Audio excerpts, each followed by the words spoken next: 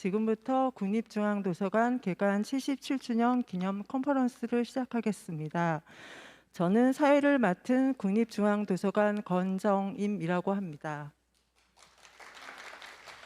이번 콘퍼런스 주제는 새로운 사서 데이터 미래도서관입니다. 3개의 강연으로 구성되어 있고요. 발표 후 질문이 있으신 분들께서는 손을 들어주시면 마이크를 전달해 드리겠습니다. 그러면 첫 번째 강연 주제는 한국 도서관의 미래입니다. 강연자는 미국 텍사스대학교 데이비드 랭크스 교수님이십니다. 교수님을 무대로 모시겠습니다. Thank you. Thank you. Thank you all. May I request to take off my mask? Thank you very much.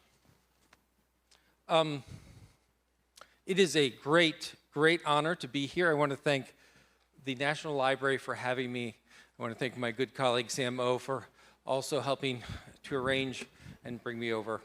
And I have to say that being in a great honor and from a great place and a great university, in preparation, I wrote a very nice and long speech that is printed in your publication. I was told this morning, however, I don't need to keep to it. So, with your permission, I'm going to wing it. But I want to come and talk to you, and I just also want to take a moment to apologize to our translators. I will try and go slow. If you just smash your hand against the window, I'll know to slow down. I really appreciate coming, and I have to admit that one of my excitements of coming is that I'm on a mission. Part of my job and part of what I see, not only in the job title, but in how I really value my life, is figuring out, well, for a better term, world domination through librarianship. How is it that we can that librarians and libraries around the world can work together to truly improve the world that we're in? And you have to take a moment to think about that, because normally that's a very easy question to ask. The idea of saying, oh, libraries are good for communities. Libraries are good things. We're good people. People like us. But I'll ask you, if you think about what is our mission overall, not in your specific library or even in your specific country, but as a profession, I think few would argue that our role is to make the world a better place. I think few might argue that we're not necessarily succeeding in our role if we look around at a lot of what's going on in the world. And what I want to talk about is how we as librarians and the library movement begin moving from the idea of serving a community to moving to the idea of saving a community, to be proactive, to give voice to those who don't have a voice, to address issues that oftentimes we left behind. We thought, oh, that's too political, that's too controversial, and yet what we've seen is when libraries have receded from issues of intellectual honesty and openness, when libraries have left the discourse to be, oh, that's an open discourse, we have seen the rise of a second pandemic behind COVID of misinformation and disinformation. And so when we talk about new librarianship and data and the future, I think we need to realize that we need to make changes as a global profession in order to bring about a future that we want. Which leads me to the first slide, which is I have bad news. Having gone around the world and talked to many librarians and libraries, I can firmly declare that there is no future for libraries. Now, that might seem a rather stark comment. But if you are anything like happens in the US on a regular basis, someone asks you, what is the future of libraries? What will that future be? And sometimes it turns into, what will that future be when we have large search engines like Google, when we have online ebooks, when we see Twitter and all of these social media sites? Clearly, do we need libraries anymore? But that's not what I mean. I actually want to say that that is an optimistic statement. That is a good statement. It is good that there is no future for libraries, because there are many future for libraries. Many, many futures. There are as many futures for libraries as there are libraries.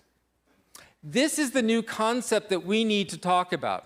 If we are truly going to take on and save our communities, if we are truly going to be about helping the world, making progress, taking our values of intellectual honesty, taking our values of accuracy, taking our values of quality and service out, we must give up the idea that we have to do it in one way, in one direction, that there is only one future to be had. Because, as I say, there are many. And that's what I would like to talk to you about today, is how is it if we create many futures? If each library has a different mission, a different character, a different view, a different set of services, how are we still libraries? How do we function together? What's the role of a network? What's the role of a national library if they're all different libraries? So let's spend some time on that today. In the future, there will be many different types of libraries. They will look like gardens. They will look like gaming centers. They will look like book palaces. They will look all different. You have to imagine, I come from Texas. I've lived there all of 2 years. And Texas doesn't really have fall or autumn. Texas has hot and a little less hot. And so our leaves go from green to brown to dead. And walking around a beautiful campus to see the beautiful trees and the beautiful leaves, seeing families walk around the campus of a national library is wonderful. I understand I missed a beautiful session of music on the lawn yesterday. This is not what many people think of libraries. Many people think of them as a place and materials and books. And yet, it is a library. We do these things for a reason. We do these things for a purpose. And so it may be ironic to say, all right, we're all going to have different libraries. We're all going to work in different institutions. They're all going to look and act differently. So having a global conversation about these very individual libraries may seem odd. I would ask for your patience, because I would say that what truly defines libraries as institutions moving ahead is, first, they will reflect the unique makeup of their services and communities. Think for a moment about the people that you serve, the place that you serve. Perhaps you're in an academic library. Perhaps you're working with scholars. Perhaps you're working with students. Perhaps you're in a public library and you're working with people in the South, in the North. You're working with people who are homemakers and people who are scientists and people who are of all different types. Or a school library. Why can we all stand and sit together? Because I'm going to argue that the way forward is to look more and more like that community, to be more and more unique, to serve our local communities and embrace their individuality based on their demographics, based on their resources, based on their history. That's what our libraries are going to look like. Some are going to look like gardens that you can walk through, some gaming palaces. Some are going to be filled to the rafters with books. But they're going to be done to take advantage of what that local situation and population is. So the first characteristic, ironically, about libraries in the future, or as I would argue, in the futures, is that they're going to look different. They're going to look unique. Think about how long librarianship has been about serving people with your back to its community. How much of your collection is about things that aren't the community? Oh, the community needs to know this, so you bring information in. Oh, the community needs to know this, so we buy these from books and materials. We bring in things that are everything but the community, and we say, there it is. That's what you need. Imagine now that we can serve this way. What is it that you want to be?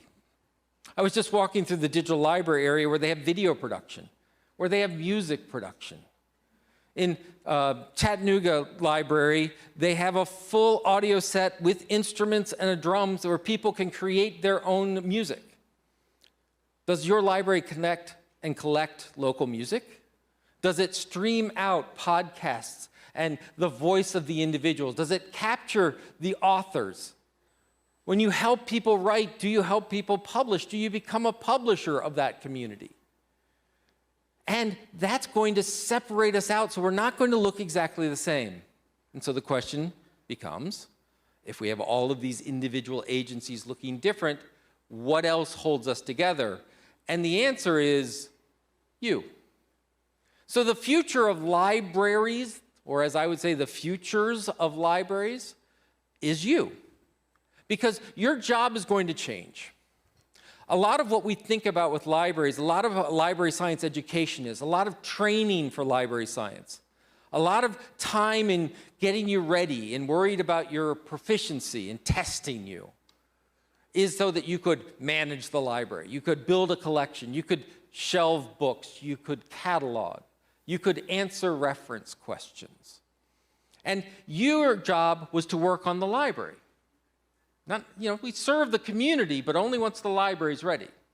There was a very bad joke, and by the way, it's a very funny joke, but I'm sure it will be lost in translation. There's a very bad joke, which is, the reference librarian dies, so you wheel out the reference librarian and you wheel in a new reference librarian, and they just act like parts. And as a library science professor, we used to train spare parts. We used to train it so when your cataloger was done, we get you a new cataloger. When your reference librarian retired, we get you a new reference librarian. And so we taught them all the same tools, all the same systems over and over and over again. Those days are done. I mean, one, we've already seen cataloging as a field be greatly diminished through the use of copy cataloging. Oops. Right? We've seen reference librarians change. Reference librarians, right? You used to be the people who supposedly memorized every word in every book of the collection.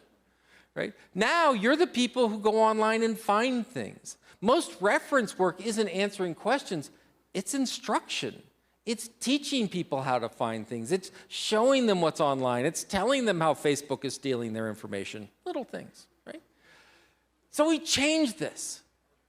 But what happens is, we need to get out of the business of training you as spare parts and treating you as spare parts.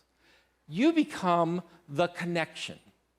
Your job is to go out into the world, to come to talks, to come to Seoul, to go across countries or continents and find great ideas. And when you find them, your job is to connect them back to the hyper-local situation, the very local situation. So no one can do that for you.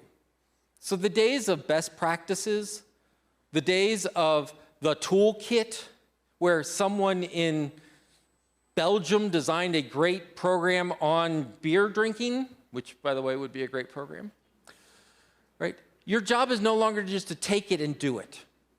Your job is to find it, think about it, know your community, and adapt it. So once again, apologies for some language here. In English, we talk about adopting something is to take something and using it.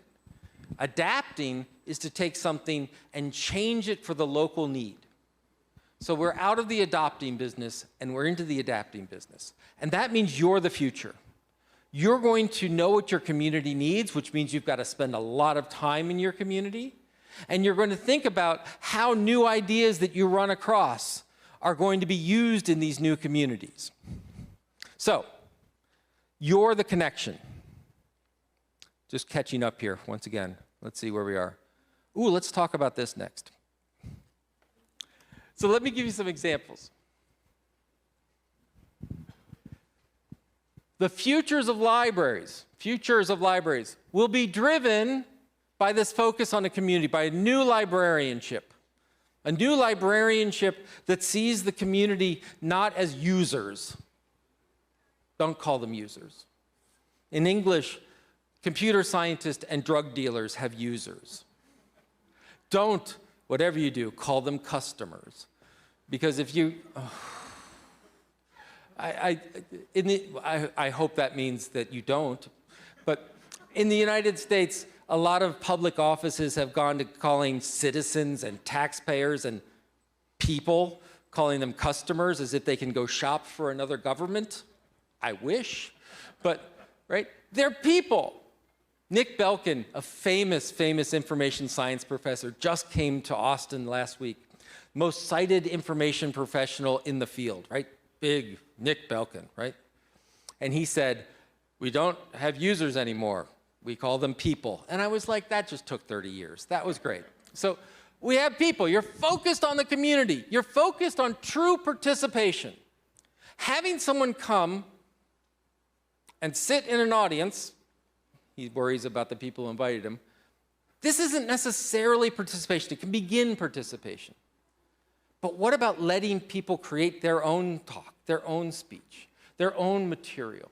Do we invite people in that are experts in ironworking, people who make amateur films, people who are musicians, and we have them come in and create conversations and programs and bring them in as part of the library? This is what New Librarianship is about. It is about participation where our ultimate mission is not to inform people, it is not to circulate books or materials, it is to help people find meaning and help communities make smarter decisions. They may find meaning in their readings, they may find meaning in music, they may find meanings in their neighbors. But that's what we're about. We're about people's well-being and welfare, not just their brain, but their whole parts of them.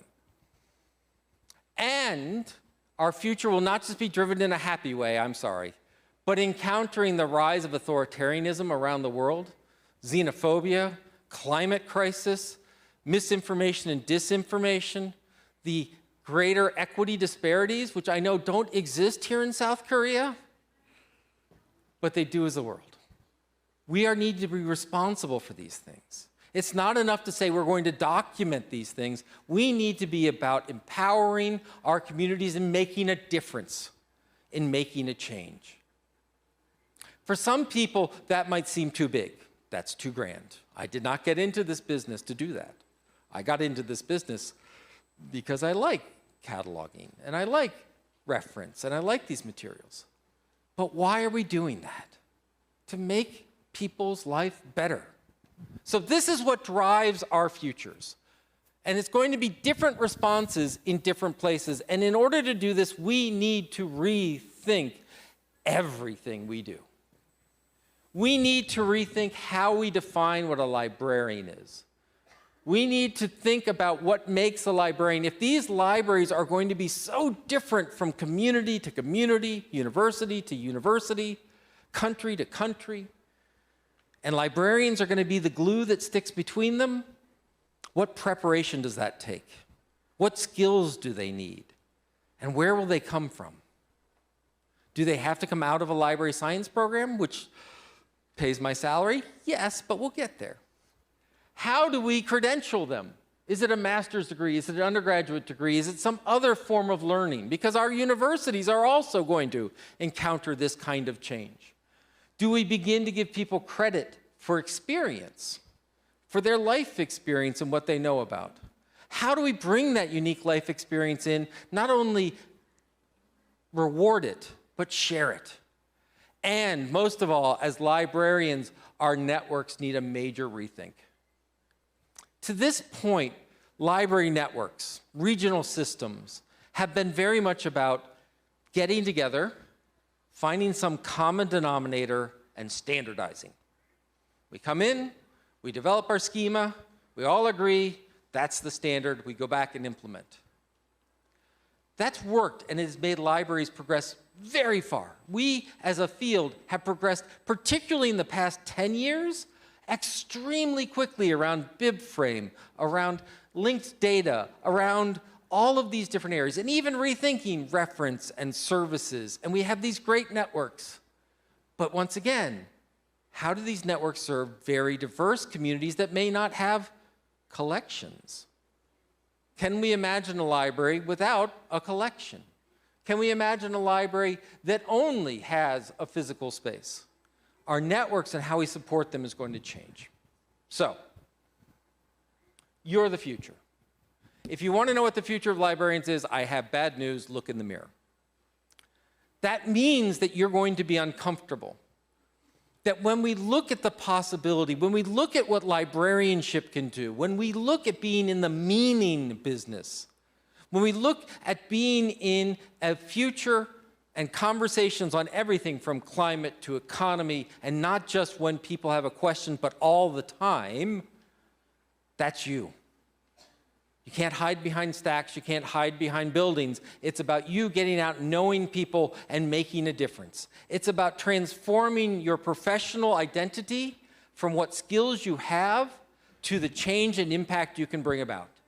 You are advocates. You are activists. You are not neutral and unbiased and sit back. You have a perspective. If you believe that the society needs better, stronger controls about what is disinformation, if you believe that the quietest, most unheard voice needs to be amplified, that is a perspective. It is not neutral, it is not unbiased. And that means you need to advocate and prepare and strengthen your communities to advocate for a better society. So what does that look like? Lots of high, grand, yay, Dave, go for it. What does it look like? Well, let's start with a garden metaphor. When I said the libraries look like a garden, here's a library that is a garden. This is San Matteo degli Armeni, and it is in the Italian province of Perugia, in city of Perugia, and it is a garden. It's a public library, public funded, all public access. It is right outside of the ancient border wall.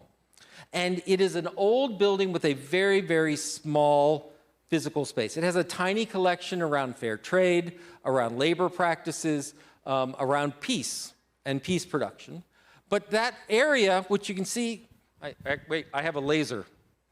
They gave me a laser. That's their inside space, right? So this is their buildings and their campus. This is their inside space. And rather than using it for studies and study carrel, it's usually used for musical performances and community get-togethers. The majority of the library is out in the fields, which include a garden where the community comes, gardens, and those who can't afford it can get fresh vegetables and materials. And beautiful gardens, they have a cedar grove that they got a UN grant to build a cedar grove. Every tree represents someone who is in a human rights movement. And they have weddings, and they have beautiful events there as well. It's a library. It's not a library because it says it's a library. It's not a library because if you look really carefully and you turn the camera around, there's a couple books in it. It's a library because of this gentleman. This is the librarian. And his job is to know his community. And he knows, for example, that within this city, there's a university. And sometimes the students want to get away from the university and sit outside and learn, and he has Wi-Fi all over the place. And some places he needs to have conversations with, even though they don't know that they need to have a conversation about human rights, he's going to be there to prompt and be part of that conversation. This is a library because they have a community that needs help. And by the way, hammocks. How many of you have hammocks in your libraries? All right, I'm coming back in a year. I want to see hammocks. All right, right? That idea of what does a library look like? What does a library look like? It looks like this in New Zealand. Noah Lenstra is a professor in the United States, and what he's really interested in is how libraries can support health and wellness. And so this is one of his finds in New Zealand, and I'm going to read something. Once again, if you want the more logical version of this, it's in the packet. This is the Te Aria Atia. It's in Selwyn, New Zealand, and what they built was a sensory garden, which is the lower part of that screen. And here's a description of the library. Te Aria Atia is alive with spaces to explore and play, both inside and out. Fancy learning how to grow vegetables or pruning trees in an outdoor setting? How about just finding a quiet nook to read your favorite book? The sensory garden will be where you catch up with family and friends, meet new people, or just relax. A sensory space and garden engages all senses: sight, touch, sound, smell, and taste. It features pergolas, raised gardens with edible plants, outdoor instruments, water, and color features. Now, this is where it gets really interesting. Remember when I said before about being part of your community and not simply serving them? Well, that sensory space at the bottom, here's how it came about. Hundreds of enthusiastic and creative souls from 9 schools throughout the district have devoted their time to brainstorm, sketch, design, and paint beautiful feature poles and decorative mosaic tiles for the sensory space. The brightly decorated poles signify each school's unique character and our district's landscape, flora, bird life, and environment. The community literally built that library. What part of it? What does it look like? How does it function? How does it work? Yes, it has a beautiful building, and yes, it's for all people to come in and learn, and yes, there are collections and there are materials, but now there's a place to be fully human. Sir Ken Robinson, who is a regular critic of primary and secondary education in the United States, used to tell this story. He said that in formal education, as you go higher and higher in formal education, you lose more and more body parts. He said when you're a kindergarten in your first grade, you run around, you jump, you play. By the time you hit second grade, sit down, use the chair, you've lost your legs. You can raise your hand still. By the time you get into high school, you can still raise one hand. He goes, the ultimate version is when you get your PhD. He says, then you're just a brain and your legs are there to move you from meeting to meeting to committee, right? Here's a place where they wanted people to be all things in all places. And it looks like the area. There's a beautiful library in New Zealand. They built it in what's called the burnt iron area. It used to be a forest. And they cut down all the trees in the forest as part of a refining process. They smelted iron. And now, decades and a century later, they're building a beautiful library in there. And they invited an artist to come in and think about how the community could be part of this library. So they built a beautiful building, and in one area they had a massive, 5-story tall wall. And onto that she put stencils of trees and a massive scaffolding. And she took dirt from the area, the physical earth, and mixed it with different paints. And then they invited the community in, and they went up on the scaffolding, and they put their hands in the paint. And as they walked by, they would leave a handprint on the wall. Once the library was completed and the scaffolding came down, they took off the stencils, and now there were beautiful trees literally made out of the earth and hands of the community. How can that be more than just art? How can that be how we operate in all ways? When you do collection, what input do you have from the community? What books do they need? What books do they want to write? How do they combine and be part of that? What talents do they have to share? What ideas can they bring out and share in different areas? Seed libraries, very simple example. So seed libraries from Guelph to Austin to all these different places is this idea that people can come in and be self-sufficient. They can check out a seed. They can plant a seed. Hopefully at the end of the season, they can bring some seeds back. And it allows this sort of community garden. In the north part of New York State, they've gone one further and they've literally built a library farm. And so anyone in the community can come in and they can go in and they can plant. Well, how this started was that a community member went up to one of their librarians, an adult services librarian, and said, yes, what can we do to help you? And the adult services librarian said, or rather the person said to the librarian, I would like to learn how to garden. Now, here's a book on gardening. Here's another book on gardening. Sure. Let's get together with a bunch of people. We'll have a conversation about gardening. Okay. Or they looked around and they said, look, we have land that we're not really using. Let's build a garden. And it cost them a hose. It cost them a hose.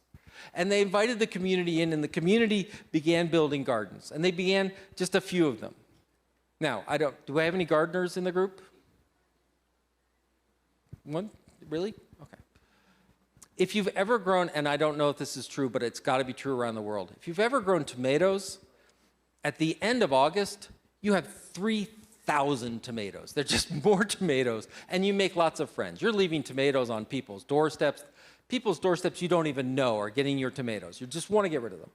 So what they did was they began saying, well, with this extra produce, why don't we, first of all, give it to food pantries, people in our community that need fresh food. And then they said, we have other farmers, let's start a farmer's market. And so the library started a farmer's market. And then what happens is they began looking at other members of the community. The Girl Scouts came in and they built a beehive to pollinate the different plants in the garden. They had people coming in with vocational training, building facilities, and they truly built a farm out of it. And it began with a request that said, I'd like to learn how to garden. When you get these questions, what do you do with them? Here's a book, here's material, or do you say, let's find out, let's think about it? This idea of how do we begin to build on the community and share the community? And once again, why is that a library? Did we have a Dewey Decimal classification for the different seeds? No. Was it because, well, somehow we bought gardening books? No. It's a library because a librarian was serving their community. Because a librarian was there to help people find meaning and knowledge, but to help fulfill individuals. And am I saying that everyone here should go build a garden in your library? No. Your community might need something very different. Does your community need an outdoor space? Does your community need an indoor space? If you've ever gone, and I highly recommend it, one of the Oslo in Norway has a beautiful, beautiful downtown library. You've probably seen it in library magazines. It's that lovely piece of architecture. But what many people don't realize about that building is that it was only one small part of them renovating all the branches around Oslo. And if you go to the different communities and go into different branches, they look radically different. You go into one branch in a well-to-do area, lots of families, it is a book palace. It is books and reading nooks and more books and materials because the community really that connected. But if you go to a new area that's gentrifying with very expensive real estate and very small apartments, that branch library looks like a coffee house. It has 2 stages where in the evening they actually stage live music.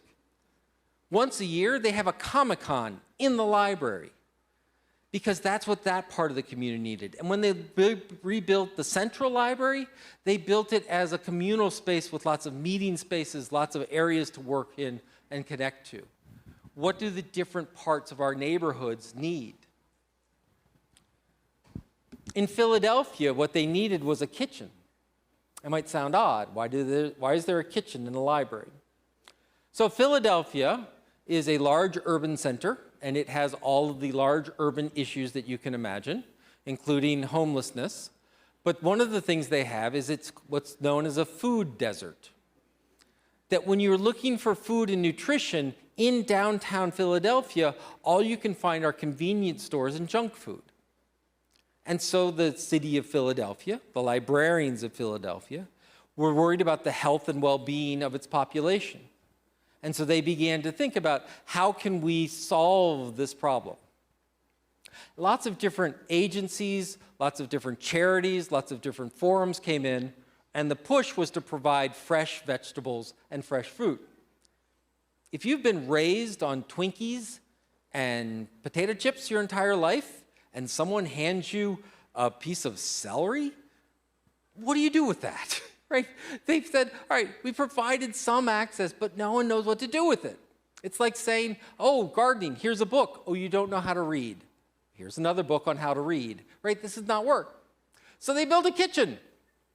And this kitchen, this industrial teaching kitchen, in the middle, the smack dab middle of the library, would teach people about how to do fresh food preparation, different recipes, how to work with these different things. They were teaching people how to take their own health into their own hands. They were creating a meaningful connection to what people could do within that community. And what's amazing, and as we just discovered over lunch, food is very much connected to culture. Oftentimes when people want to share their culture, when people want to connect and demonstrate, they do it with food. So I went to a lovely lunch. I'm still awake, which is amazing because there were just lots of food, right? But if you come visit in Texas, come visit, I'll give you lots of food too. It will all be dead cows and it will be barbecued, but I'll get you a lot of it. And so they realized that this was culture, and so what they did is they opened the kitchen up again, and instead of them teaching, they invited new immigrants, people from different continents, different countries, different experiences, to come in and cook their local cuisine and then share it. They created a way of connecting with neighbors. They've said, this is how we share our cuisine. This is how our customs are. This is what our food is like. This is telling stories. Because what we find again and again in issues of immigration, in issues of refugees, in issues of new citizens. A sense of belonging and a sense of connection is essential. It's not only essential, but it leads to a better quality of life.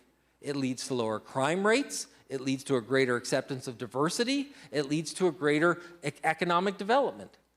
And so why is there a kitchen in the middle of a library? Because there are people who need to connect.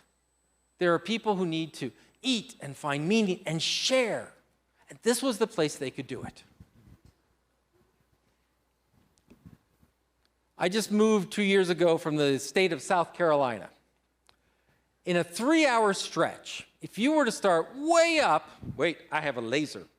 If you were to start way up in the northwest part of the state, in a place called Spartanburg, you could walk into that library and they could show you this. And while you look at it, you might go, is that a very bad cake with someone who liked the United States flag? No. It turns out that in South Carolina, during the Civil War, at the end of the Civil War, when Union troops came in and freed African American slaves, the slaves got together and celebrated their freedom. And so they'd never been taught literacy. They were never given a lot of civics lessons. And so the day after liberation, the slaves got together and used scraps of their own clothes to produce what they thought the American flag was. And this is the flag that was presented to the Union general that had just freed them. If you then drive an hour and a half south, you go to Richland Library, which is in Columbia. And in Richland Library, they have built story paths. And so through beautiful areas showing off the variety and the animals and the wildlife, they put these posts, and these posts are stories. And you can move from page to page, story to story, as you explore the outdoors. How can we get people to embrace their own health? And if you keep going, another hour and a half, you end up in the southeast in Low Country in Charleston, South Carolina. Charleston, South Carolina is some of the most expensive places to live in the United States right now. It is beautiful, but it's expensive. But it's also big. In the city is one thing, but they have a large rural population. And just like Philadelphia, that had a situation where they had food deserts and not a lot of nutrition within their inner city, in rural areas, they were encountering the exact same thing. And so what they've done is they've put together these coolers of fresh produce. So anyone, and I mean anyone, who's working in the library can stop and grab an apple, can grab fresh fruit, can grab fresh vegetables, and there's no signing up, and there's no card to show, and there's no permission. It's simply available, fresh food wherever you are.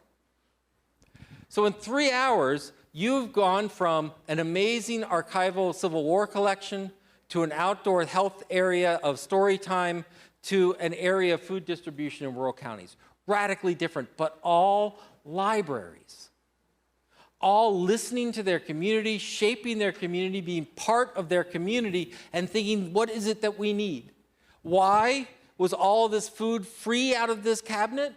Because the library was also tasked by their city government to manage debt relief. So in the United States, we had money for rent. And if you needed it during COVID, if you didn't have enough money because you were out of work because of COVID, you could go to the government and say, I need some help with my rent. They said the amount of paperwork, the amount of documentation, the amount of effort it had to go in to just asking for some help on rent discouraged their citizens. And so when they wanted to deal with food and they wanted to deal with food insecurity, they said no. No signing up, no forms, no loops. It's just there. That's how our community works. So, what do I mean when I say diversity of libraries? This is a diversity of libraries. Do they have collections? Yes. Do they have books? Yes. Do they have buildings? Yes. But they're all different because they all serve their different community. And in all of them are brilliant librarians. Brilliant librarians who didn't necessarily invent these ideas, like having this collection, building these story times, having these food services. They found out of them from other brilliant librarians. And then they said, but how's it going to work here? In Philadelphia, they need a kitchen. Here, we just need a cooler. Right? How is this going to work? Oh, they have signage because they have a great outdoor space. Maybe here it's audio clips through iPhones. How is it going to work here? What are the resources we have here? What's the story our communities want to tell? Now, I'm using this word community a lot. I like it. It's one of my favorite words. But let me be really clear in its definition, because it's too easy for people to say, oh, a community, that means public library. So you're only talking to public library. I'm an academic library. You enjoy that. I know what I need to do. Sorry, no. A community is, first of all, a known variable. I work here, I live here, I pay here, I eat here, I try here, I talk to these folks, right? You are part of a Korean community. I am part of a United States community. You're winning. Anyway, the idea that, right, I know it is. I'm a member of a university. I'm a member of my city, etc. So a community can be, I work at a place. So a business or a law firm is a community. A university is a community, right? The second part, and this is very much and most important, is that a community has this known variable, but then it has a mechanism for allocating scarce resources, right? You can't get everything. All right, I need more money. I was getting a beautiful tour of this building, and I heard a couple of times about someone wanting a new building. Okay, not everyone who wants a new building gets one. How do we make that decision? How do we determine who gets the land? How do I determine who gets time? If I'm in an academic library and I have two classes that want, as a librarian, for me to come and talk to their classes at the same time, how do I pick? How do we determine who gets tenure and who doesn't get tenure? How do I determine who gets tax money and who doesn't, right? So these mechanisms are important. And it also means that as a library, I'm worried about this known variable, but I also am part of this mechanism, and I need to be concerned about that. I need to understand that world. Now, let me be also clear. I keep talking about collections and materials and services. Let me help define what a service is. A service is when a professional, when someone's in charge, makes some effort to make something easily accessible. So a collection is a service. If you have a collection, you are providing a service. And here's the clearest example. Service, not a service. My library, my basement, right? Right? So when you think about, when you hear something like Lankes says service, and it's all service, what about my poor materials? They're there. They're part of it. And we know how we organize it, in what order, in what do we put forward. Whose voices do we include? What authors do we include? That's part of a service. It means your work. Once again, in the United States, we have this current conversation about diversity. And there's a big thing about, well, librarians are woke. A horrible word. I hope they can't even translate it. And it means the idea that they're going overboard. They're trying to get African American voices. They're trying to get different voices in, and they're being too liberal, too progressive. When in fact, what they're doing is they're balancing a system that was way out of balance before. Having the voice of trans, having the voice of LGBT, having the voice of minorities that may not have heard before. That's part of that service as well. We'll get back to that a lot in a bit. Which brings up the quote that I think at some point someone's going to etch in my grave, and I'd just like to apologize. Bad libraries build collections, good libraries build services, great libraries build communities. What does that mean? First of all, it doesn't mean if you build a collection, you're a bad library.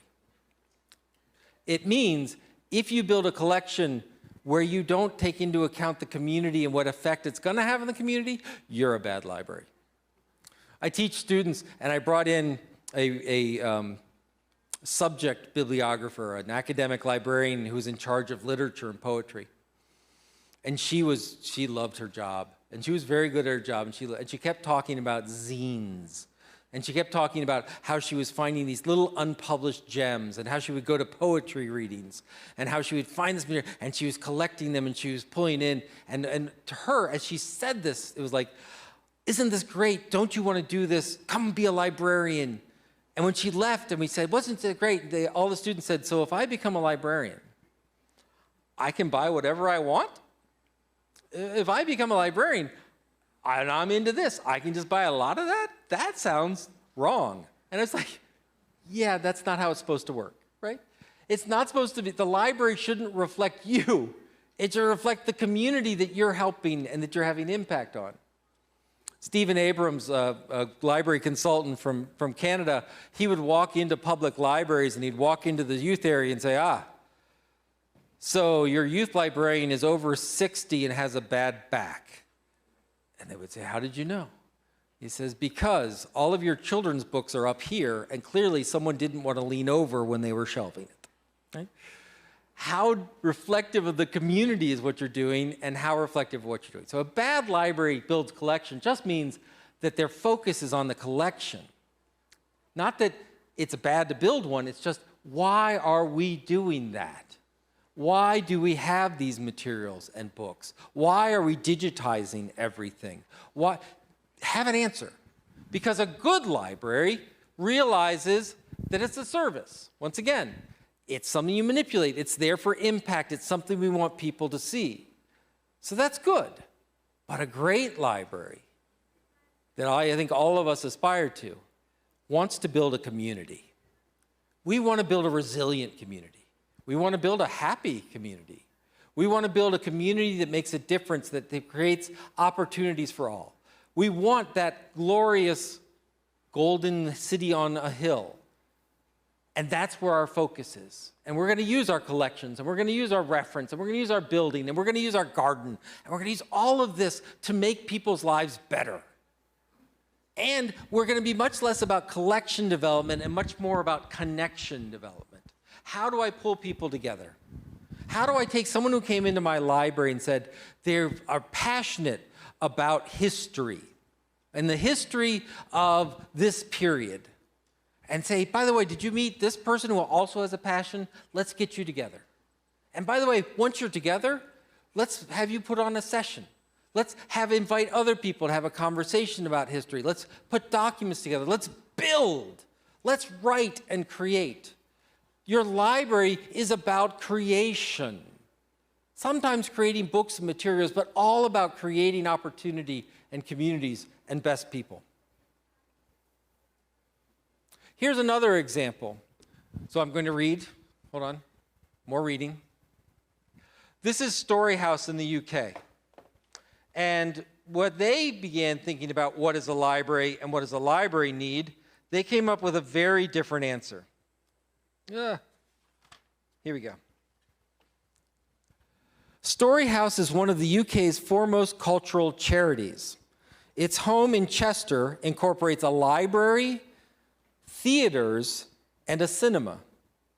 In one of the country's most successful arts buildings with more than 1 million customers, a year, the pioneering new library within Story House, where members of the community work alongside city librarians, boasts the longest opening hours of any UK public library and is open every day until 11 p.m. It runs over 2,000 sessions a year for marginalized communities. This was quite literally a derelict old building in a part of town that people did not like to walk through and go through. And so what they did was they took the library they wanted to build and they put it right next to the cafe, the building. They built a theater, they built cinema, and people came in to use this space, to entertain in this space, and it looked like Chester, it looked like its community. Once again, let me pull this all out. It's a library. The garden, it's a library. The food, it's a library. Not because it's stacked that way or people use the title or the name over the book, name over the building, but because they're dedicated to community improvement. They're dedicated to knowledge and knowledge dissemination, but they're dedicated to helping people learn and be better participants and better citizens. And just because all of you have been waiting, yes, academic libraries are doing this too. Two different academic libraries. The first, Thomas Cooper Library at University of South Carolina, and the second is the Medical Library at UT Health San Antonio. The first library, the Gamecocks there, they love special collections. They have a whole separate building and climate-controlled vaults. They have our film archive. They have amazing political collections where politicians have put all of their materials, their speeches, their readings, their drafts. They've recently built, with some donations, an absolutely fabulous comic book library. One of the largest collections of comic books in the United States is at the South Carolina Library. You can go and you can look, you can read, it's fabulous. Right? That's one type of library, and it's beautiful and it serves their, my son, I have to admit, I wish I could bring up a picture. My son's now working at that library. I gotta go back. And he just sent me a picture yesterday of him holding a guitar signed by Hootie and the Blowfish, right? He's like, wee. Right? Now, compare that to the San Antonio Health Library. It has in it 100 books. Entire library. It's a 6-story, multi-thousand square foot building. It has 100 books. They sit in one corner. They're old, historic medical texts, and they're in special collections. The rest of the building has 0 collections, 0 books, 0 materials, 0 stacks. Why is it a library? Well, it's a library because what they did after COVID, they tore all the materials out, is they built a place where students could come in and study. Yes, they have digital collections and ebooks, and they manage e-licensing. Absolutely.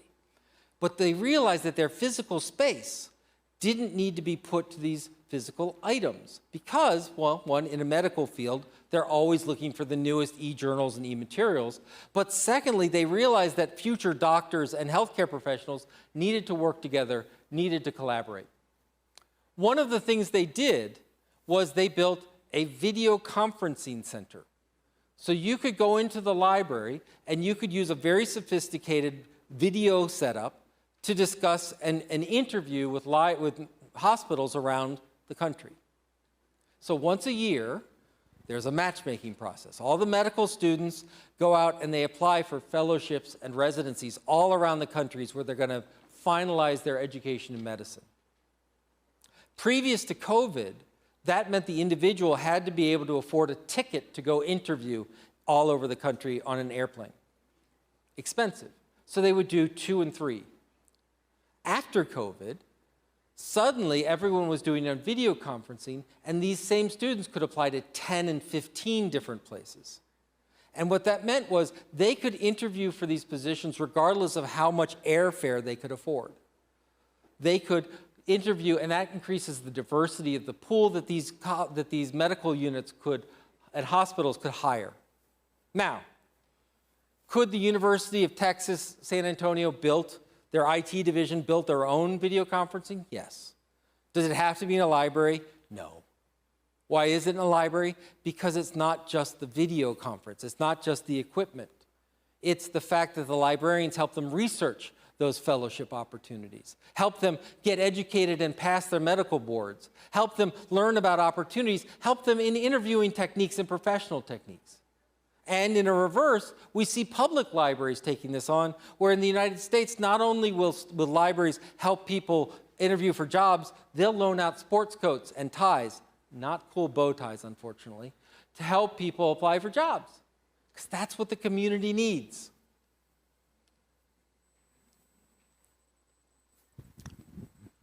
Tilburg, local, this is sort of one of the current poster children of great academic libraries. In Tilburg, Tilburg's an interesting city in the Netherlands. It used to make all its money and its major industry was the train system. So any train throughout Europe would come into Tilburg for maintenance, repair, and construction. That industry moved overseas. And Tilburg as a city saw a really rapid economic decline. Eventually, through the University of Tilburg and through a new industry, the city rebounded. And they looked at the old empty maintenance sheds and train sheds and said, that's where we're going to build our new public library. Now, this is what gets amazing to me. They didn't start by building a public library. They started by having conferences. They started by putting entrepreneurs in startups. They started with what they called pop-up libraries, where they would take recycled bins of paper and set them up and try different sessions and new connections. And then the most amazing thing is as they began building it, they put these massive touchscreens around the warehouse. And people entering in could press a button and they could see, oh, that's what they used to do in that corner. Oh, that's what they did in that corner. And they could see that. But this is where it gets brilliant. There were still plenty of people who used to work in those warehouses in the community. They could come in, and on those touchscreens, they could add their pictures. They could add their oral histories. They could tell their stories. So by the time they built Local, by the time they built a really beautiful, amazing, wonderful building, it was the community's voice. It looked like, represented, was part of that community.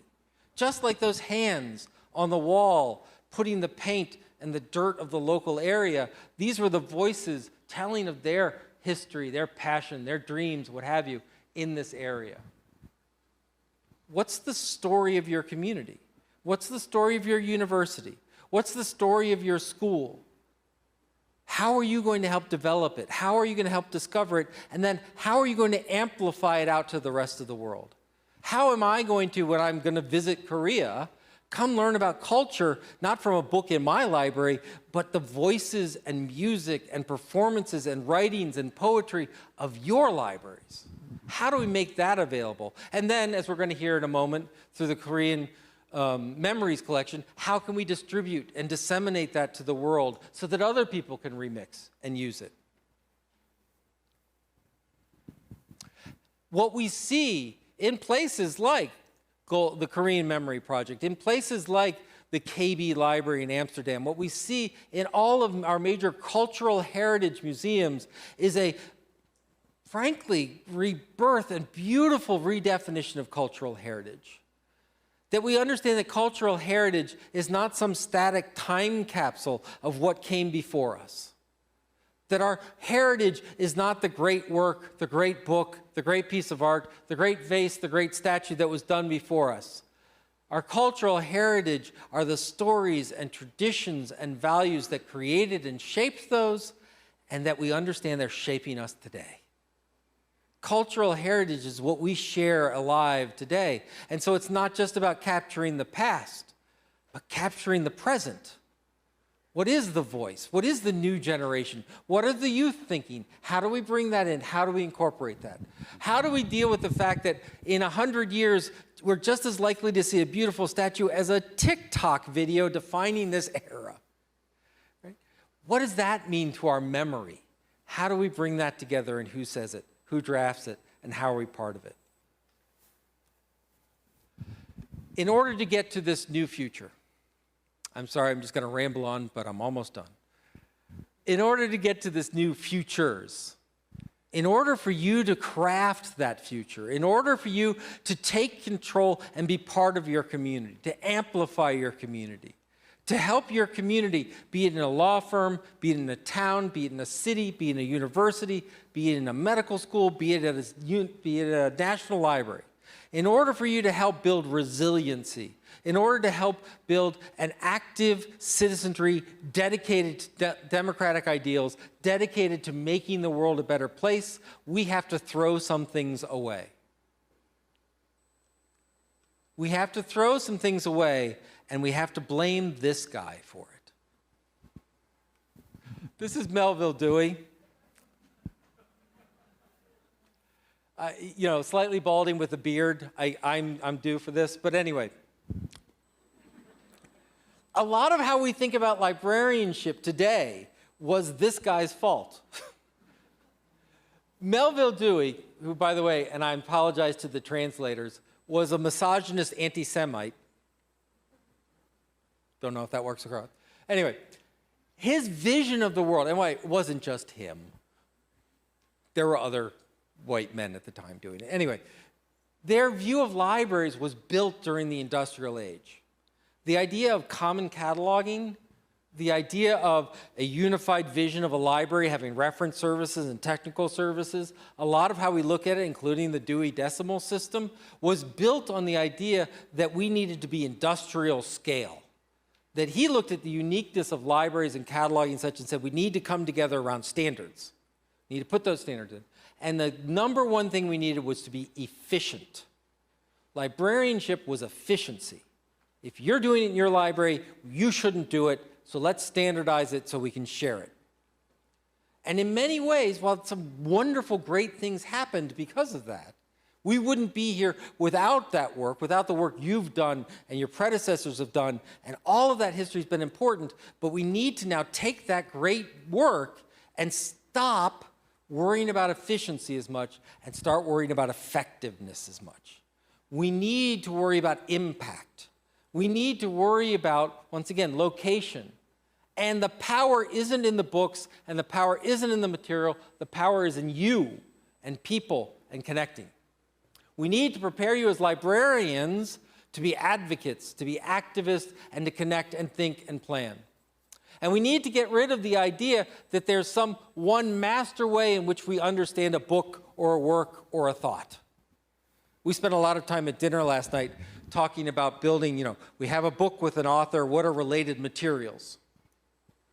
So for me, related materials are the Lego Encyclopedia of Star Wars, Harry Potter and the Sorcerer's Stone, and those Richard Franklin books.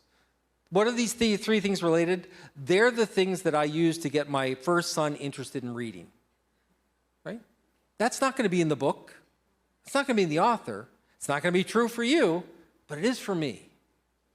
How can your systems help me find those linkages?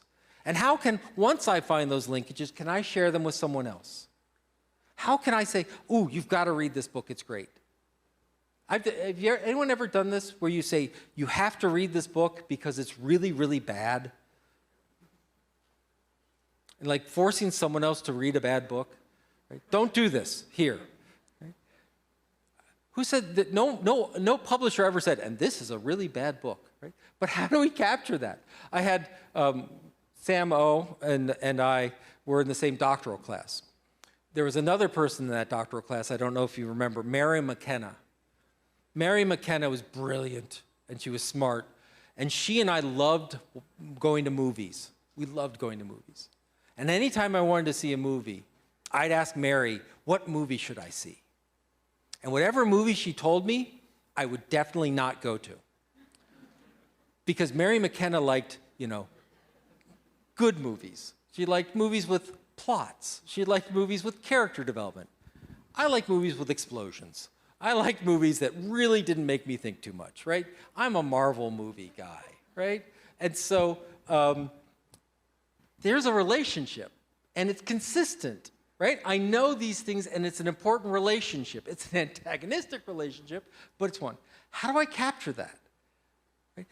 There was a group of librarians in Portland, Oregon, and they sat down with teenagers. Now, I know in South Korea, all teenagers are wonderful, respectful, quiet, and listen to advice. In America, that's slightly different. And so the librarians sat with teenagers, and they were just, I always like to put it like, what do you want? What can I do? And the teenagers told the librarians, to their great horror, we want you to blog. We want you as librarians to have a blog. And the librarians were like, why?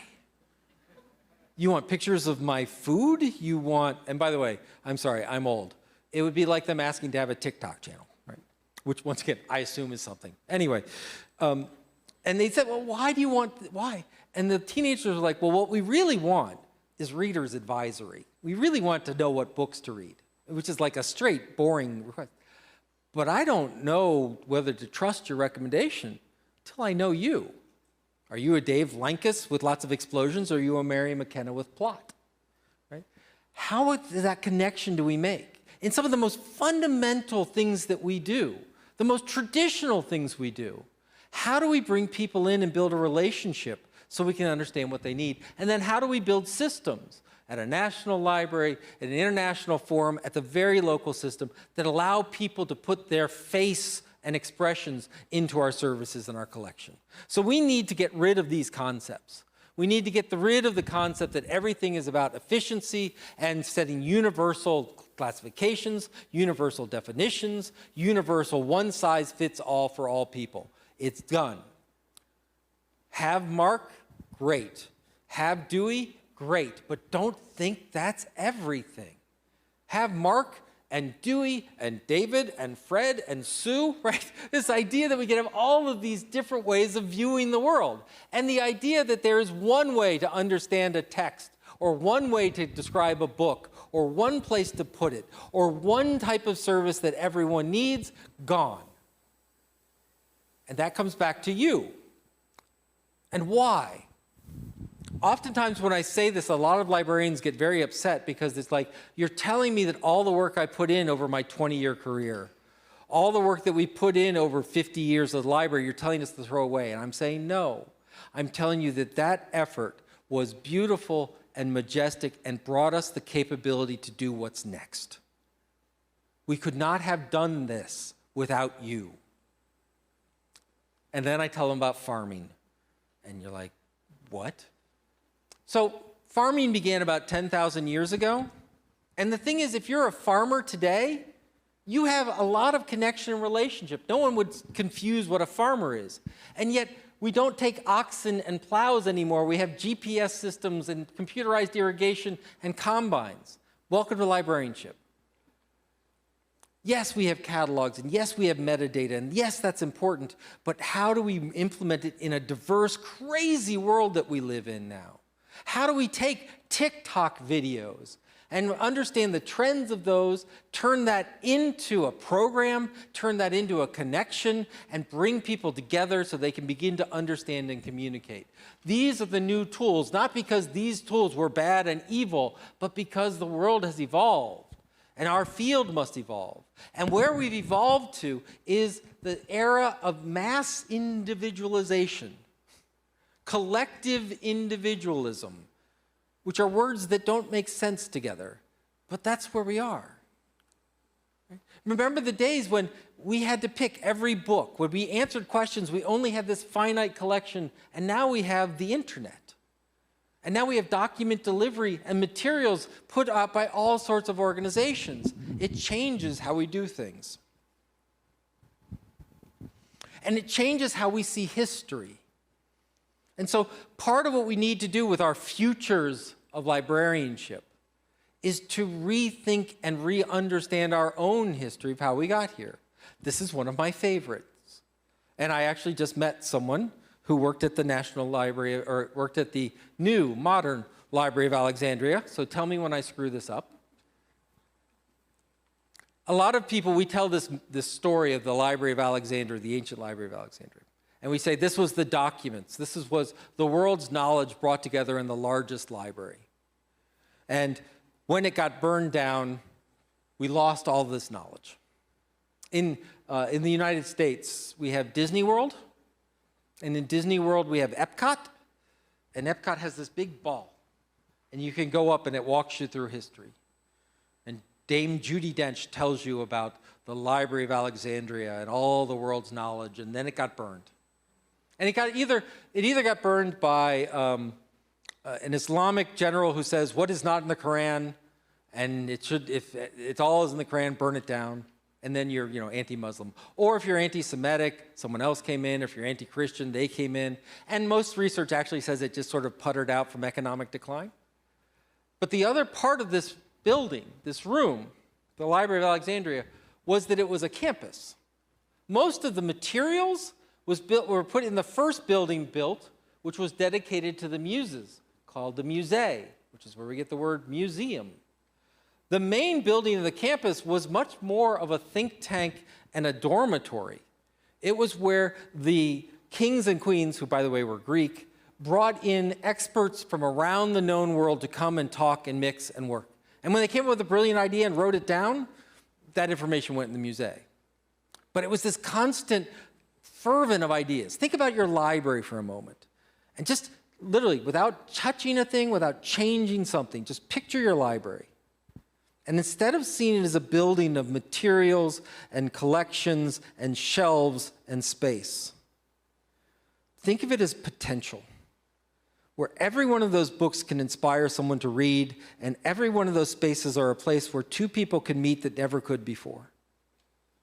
Just changing that concept to focus on the actions and impact in people and not the physicality changes how you think about libraries. Changes this. Because what happened is when, over time, the library was destroyed, it didn't destroy the knowledge. Those books and materials may have been burned, but the scholars went back. So a number of scholars ended up back in the subcontinent of India, where they decided to come up with things like algebra and the number 0. And a lot of the architecture and engineering that was originally thought through and designed in Alexandria ended up in Muslim Spain, the Iberian Peninsula, where it built beautiful aqueducts and amazing architectures and new ways of thinking about how this world could be built.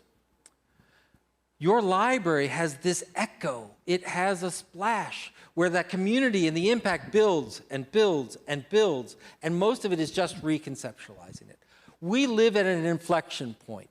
We live at a time where, once again, this is not the world we wanted.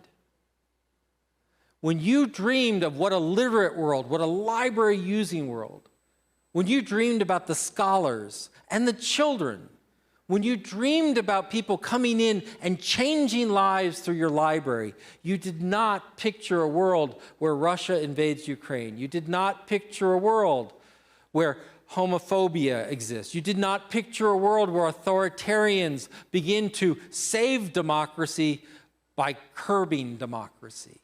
This is not the world you pointed at.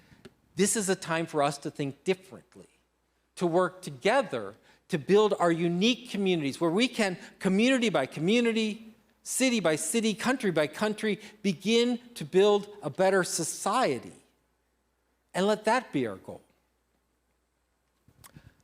Because I come from Texas.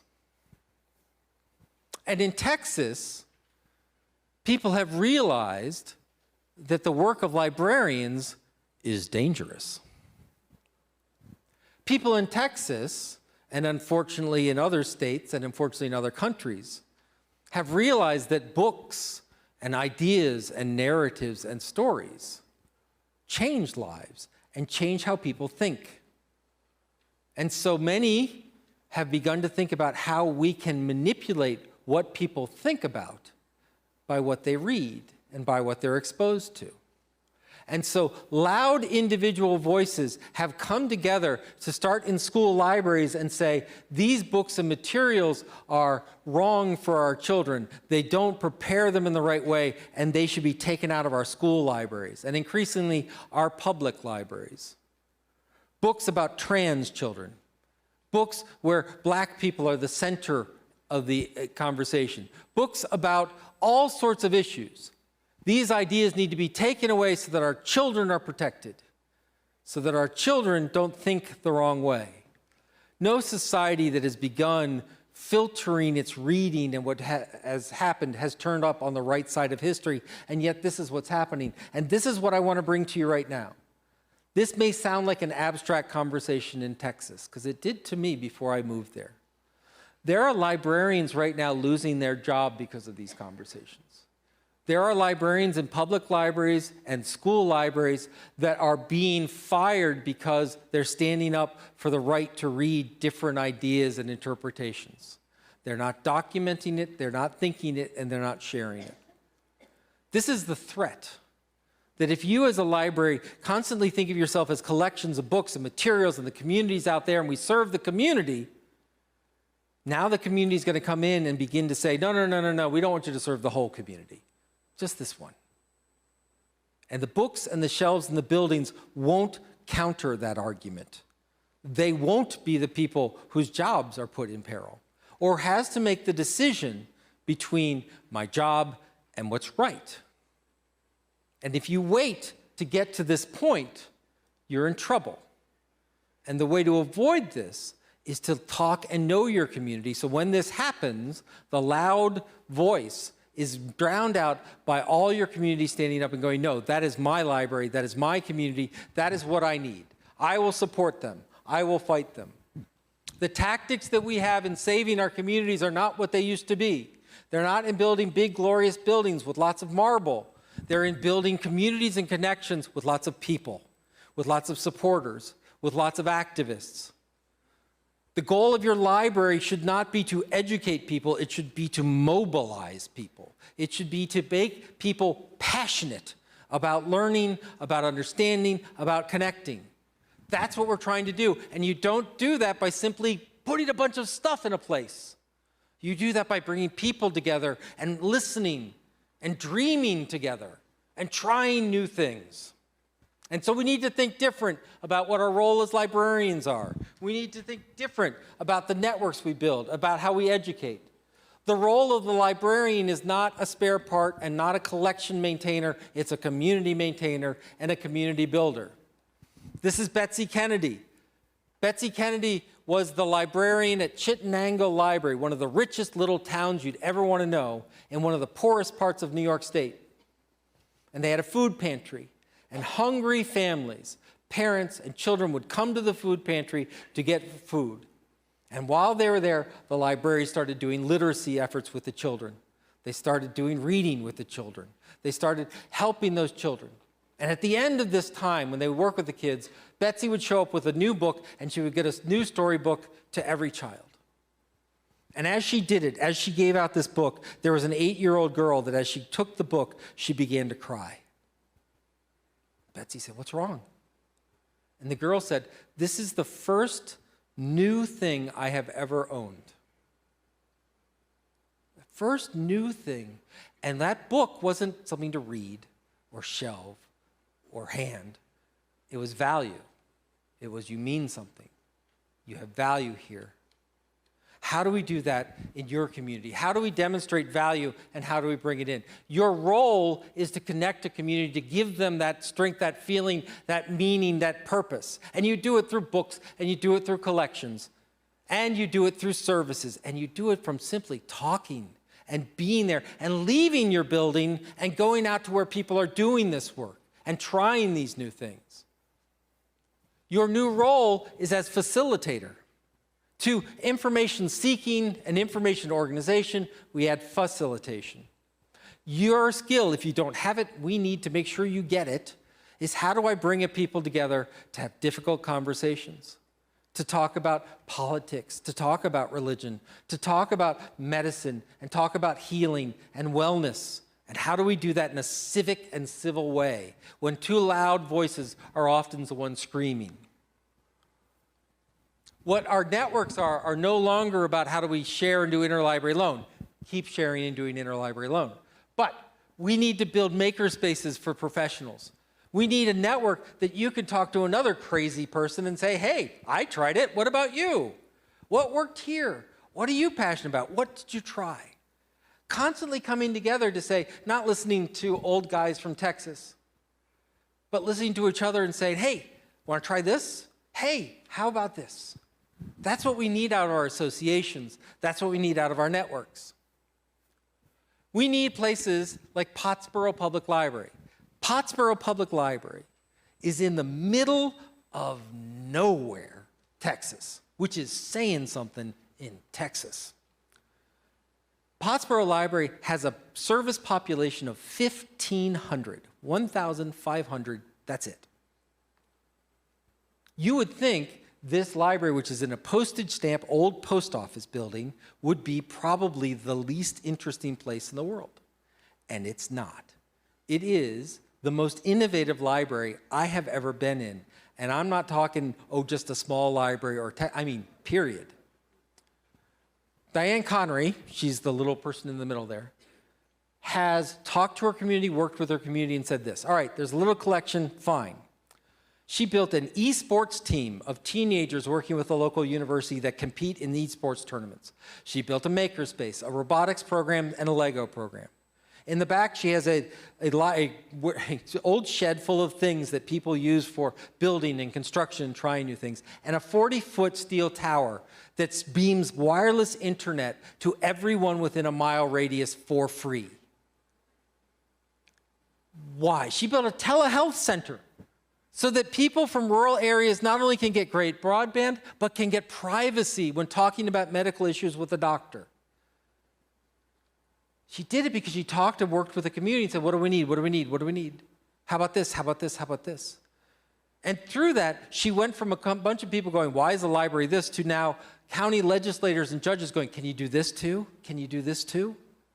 Listening and being part of it. That's what our network should be. Let's try it. Did it work? Let's share it. And not let's come up with the toolkit that everyone can do exactly the same, but here, let me document it so you can try it in your own way, in your own place. Because what defines a librarian is first and foremost your mission. The mission of a librarian, to improve society through facilitating knowledge creation in their communities, is a fancy way of saying we make the world a better place because we help people find meaning and people make smarter decisions. Now, we're not the only people that do that. So to that, we add how we do that. We do that by providing access, not only access to stuff and materials, but access to each other and individuals and experts.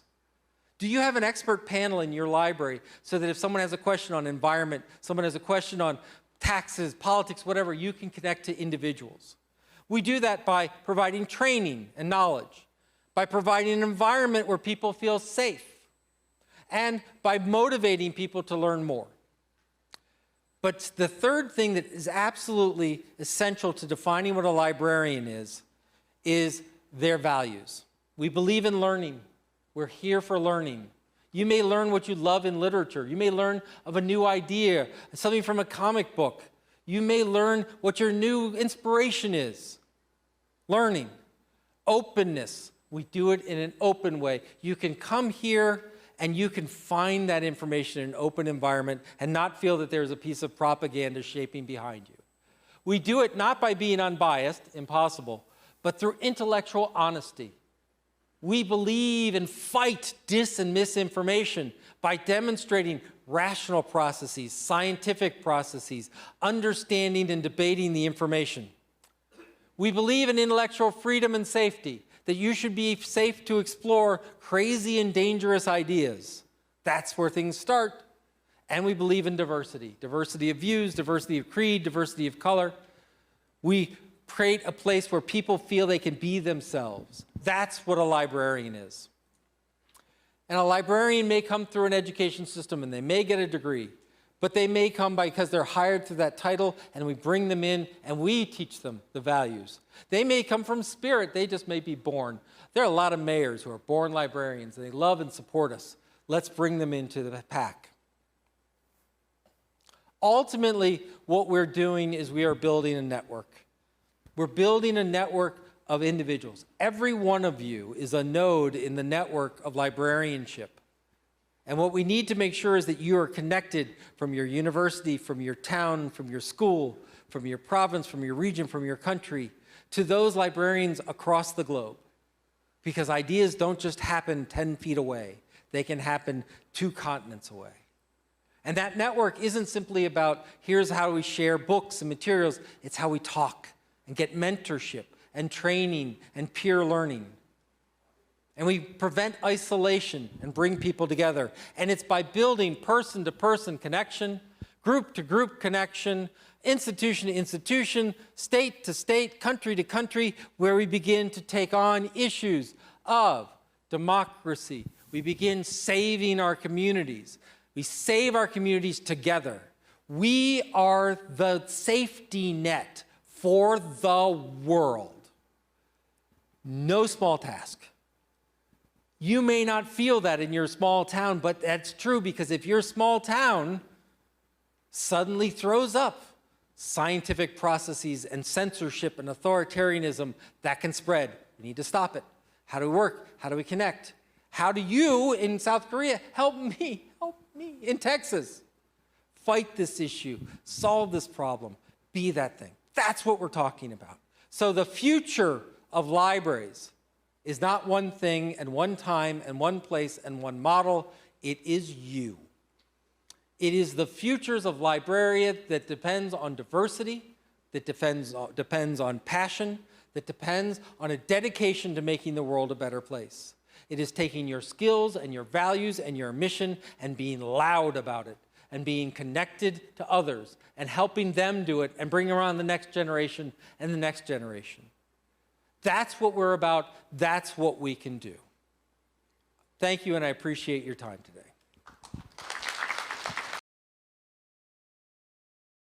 두 번째 강의로 바로 넘어가겠습니다. 두 번째 강연 주제는 새로운 시대 도서관의 데이터 서비스입니다. 성균관대학교의 문헌정보학과 오상균 교수님께서 강연해 주시겠습니다.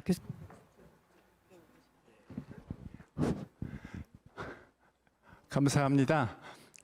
데이브가 원체 훌륭한 강의를 해주시고 그리고 정말 의미 있는 강연을 해준 것 같아요. 그래서 참 사서와 도서관이 얼마나 참 사회와 함께하고 아름다운 그런 커뮤니티를 빌드하는 메이저 역할을 감당해야 하는지 거기에 비해서 제 강의는 어떻게 하면 그렇게 열심히 하시는 사서님들이 일을 잘할 수 있도록 그 백그라운드에서 시스템적인 측면에서 잘 지원할 수 있는 시스템이 될까 하는 그런 그런 고민을 좀 같이 가질까 생각합니다.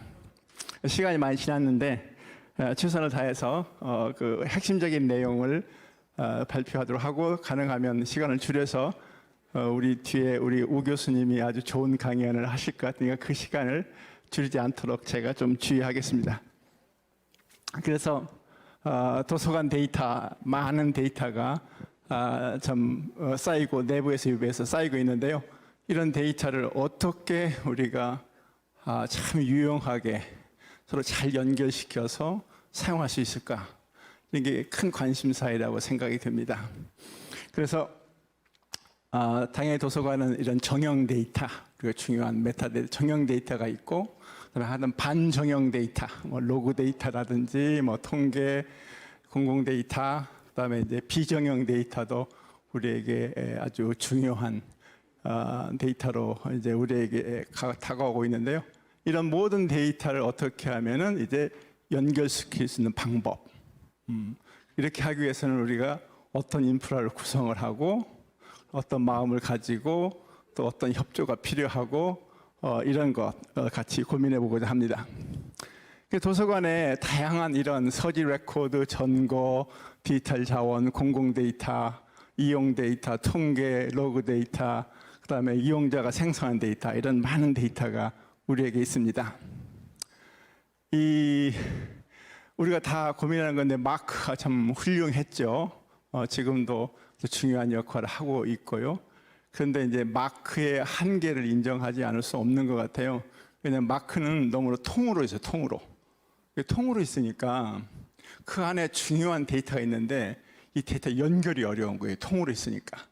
그래서 어떻게 하면 이 통으로 되어 있는 데이터를 잘게 잘라서 의미 있는 단어로 잘라서 다른 것과 바로 외부의 데이터와 연결시킬 수 있는 이런 방법을 찾아야 되겠다. 이게 굉장히 중요한 이슈인 것 같아요. 전 세계의 이노베이티브한 도서관들은 다 이 고민을 같이 하고 있고 거기에 대한 다양한 노력들을 소개하고 우리 국중에서 굉장히 잘하고 있어요. 그리고 굉장히 발빠르게 움직이고 있고 그런데 혹시 이제 전체 세계를 보면서 국중이 참 잘하고 있지만 혹시라도 이런 것들 중에서도 우리가 서로 배울 점이 있고 또 우리가 잘하고 있는 것을 밖에 나가서 소개도 하고 그래서 그런 관점에서 이제 다양한 국제적인 노력과 어떤 걸 하고 있는지 이런 것을 함께 좀 살펴봤으면 하는 그런 생각입니다. 그래서 이 마크를 짜게면 굉장히 중요한 개체들이 눈에 보여요. 그래서 이제 통으로 들어가 있는 하나의 레코드로 들어가 있는 게 아니라 여기에 있는 어떠한 그 인물 자체로 지금은 인물이 이름만 있지만 그렇게 있으면 안 되는 거예요. 왜냐하면 이름은 이렇게 신뢰할 수가 없어요. 동명이인이 많고 그렇기 때문에 각 인물, 저자에 대해서 고유의 아이디가 부과되는 게 되게 중요해요. 그래서 우리나라의 모든 그 전거만 중요한 게 아니라 그 전거에 고유의 아이디가 붙어야 되는 거예요. 그리고 그 아이디가 공유되어야 되는 거예요. 그러니까 우리가 가장 신뢰할 수 있는 것은 아이디예요. URI 체계로 모든 것이 바뀌어져야 된다는 거죠. 그리고 그 URI 체계가 자꾸 공유되어야 되는 거예요. 일단 아이디를 사용하는 것은 아주 중요하고 좋은 거예요. 그러니까 한 사람에 대해서 아이디가 3개 있어도 아이디를 사용하는 것이 안 사용하는 것보다 훨씬 좋은 거예요. 그러니까 사용하기만 하면 비하인드에서 이게 실제로는 같은 사람이다라고 우리가 얼마든지 기계가 이해할 수 있도록 정의를 할 수 있거든요. 근데 이 아이디를 안 사용하면 그럴 가능성이 없어요. 그러면 통계적인 방법에 의해서 이 사람이 같은 사람일 것이다 라고 연결시키는 수밖에 없는 거예요. 그러니까 우리가 그런 노력도 하지만 더 데이터를 훌륭하게 스마트하게 만들어서 우리의 이 소위 말해서 링크 데이터가 스마트해지게, 우리의 국중의 데이터가 우리가 잘게 쪼개서 링크 데이터로 만들었을 때 그런 모든 아이디 체계, 보캐블러리 이런 것들이 아주 우수해지는 것, 이런 방향을 향해서 우리가 계속 전진해 나가야 될 것 같고 지금 계속 전진해 나가고 있어요. 그러니까 저는 그냥 한 숟갈만 얹는 거라고 생각합니다. 그래서 거기에는 인물, 단체에 관한 모든 전거, 그다음에 아이디, 장소, 시간, 도서 이런 것들이 이제 중요한 개체인 거예요. 이제 그 중에 중요한 개 중에 하나가 사실상 어떤 them이고 주제인데 이것은 굉장히 좀 복잡하고 어렵고 너무 방대해서 이제 우리가 생각할 점이 참 많은 것 같아요. 그래서 이렇게 이제 우리가 이러한 큰 아이디어는 통으로 있지 않고 그것을 짜겠을 때 짝에서 각자 아이디를 딱딱 주고 그런 것들을 더 발굴해내고 지금 우리 내가 예를 5개만 들었지만은 이런 노력을 이제 유로피아나에서도 계속 하고 있고 DPL에서도 계속 하고 있고 그렇단 말이에요. 그래서 이런 중요한 개체들을 빼내서 따로따로 관리하고 고유의 아이디를 다 붙이고 그래서 그 노멀 정규화를 시키고 그러고 나면은 이제 그런 것들이 이제 이 밖에 있는 외부의 데이터가 엄청 많거든요. 이제 그게 외부에 있는 데이터 중에서 지금 집중되고 있는 게 위키데이터. 위키데이터는 에디터블한 데이터거든요. 모든 사람이, 모든 기관이 자기네 가지고 있는 데이터를 이렇게 쪼개서 주어, 수로, 목적어 이렇게 쪼개.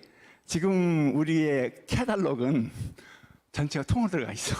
그래서 저자는 누구, 그다음에 주제는 누구, 출판 이게 하나의 레코드 들어가 있으니까 이 통으로 연결되면은 세부로 연결이 안 되는 거예요. 그걸 다 잘라서 그러니까 이렇게 쫙 잘라가지고 주어, 수로, 목적 이 책의 저자는 누구다.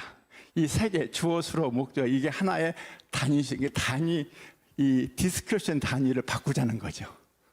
이 주어, 수로, 목적 세 개가 한 단위가 되도록 해서 거기에 이제 이 주어에도 고유의 아이디가 붙고 수로, 이 수로가 사실 관계를 표명하는 거거든요. relationship이거든요. 그래서 모든 프로퍼티가 사실은 주어와 수로 간의 관계를 설명하는 거예요. 주어가 사람이 될 수가 있고 목적어는 그 사람에 대한 이름이 될 수가 있고 이렇게 되는 것이죠. 그래서 이제 그렇게 모든 것이 이렇게 되어지면은 이런 데이터가 우리의 국중의 데이터가 이제 전 세계에 있는 다른 데이터와 쉽게 연결이 될 수 있는 당연히 국중의 데이터도 아무래도 이제 그런 생각하시면 이제 얼마든지 위키 데이터에 다 올릴 수도 그 정책이 되면은 올릴 수도 있는 것이고 당연히 연결시킬 우리가 원하는 대로 이렇게 연결이 될 수가 있겠습니다. 인물이 위키 데이터에 있는 데이터, 위키도 아니고 다른 어디에 있는 데이터하고도 연결을 시킬 수가 있고, 그러니까 전 세계가 이렇게 모든 인물에 대해서 아이디를 부과하고. 이런 추세란 말이에요. 거기서 이제 조금 더 좀 보겠습니다. 그래서 이제 우리 이미 국중에서 오래 전부터 링크 데이터를 퍼블리셔 전 모든 국중의 데이터가 이미 링크 데이터로 거의 다 출판이 돼서 다운로드 할 수 있고 그런 걸로 알고 있습니다. 그런데 이제 그런 것들이 더 가면 갈수록 데이터가 더 충실해지고 아이디 체계가 더 잘 되고 전거 체계가 더 잘 확보가 되면은 그만큼 이제 국중 데이터는 더 값지게 되는 거죠.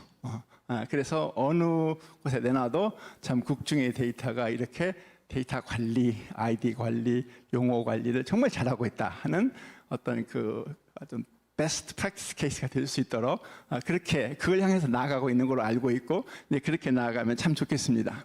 그래서 이제 이 모든 링크 데이터를 보면은 이렇게 햄릿 작품에서 햄릿 작품은 이제 이 작품이 어디서 출간됐고 어느 시대의 작품이고 또 그 시대의 작품은 보니까 고려 시대와 같은 시대이고 그 백그라운드에 이런 그 캐슬이 있고 이 캐슬은 또 덴마크고 이렇게 그래서 셰익스피어는 또 다른 작품을 썼고 그래서 우리가 연결할 수 있는 모든 것이 전 세계에 있는 정보가 어디에 있든지 우리가 바른 아이디 체계를 확보하고 용어 체계를 확보하면은 다 연결될 수 있다라는 거. 우리가 이런 시대에 살고 있어요. 그리고 모든 뭐냐면 혁신적인 도서관은 이런 방향으로 이미 나아가고 있어요.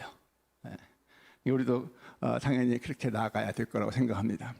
이런데 이제 앞장서 나가고 있는 대표적인 도서관 중 하나가 스웨덴 국립도서관이라고 생각이 듭니다. 아주 잘하고 있고요. 이러한 그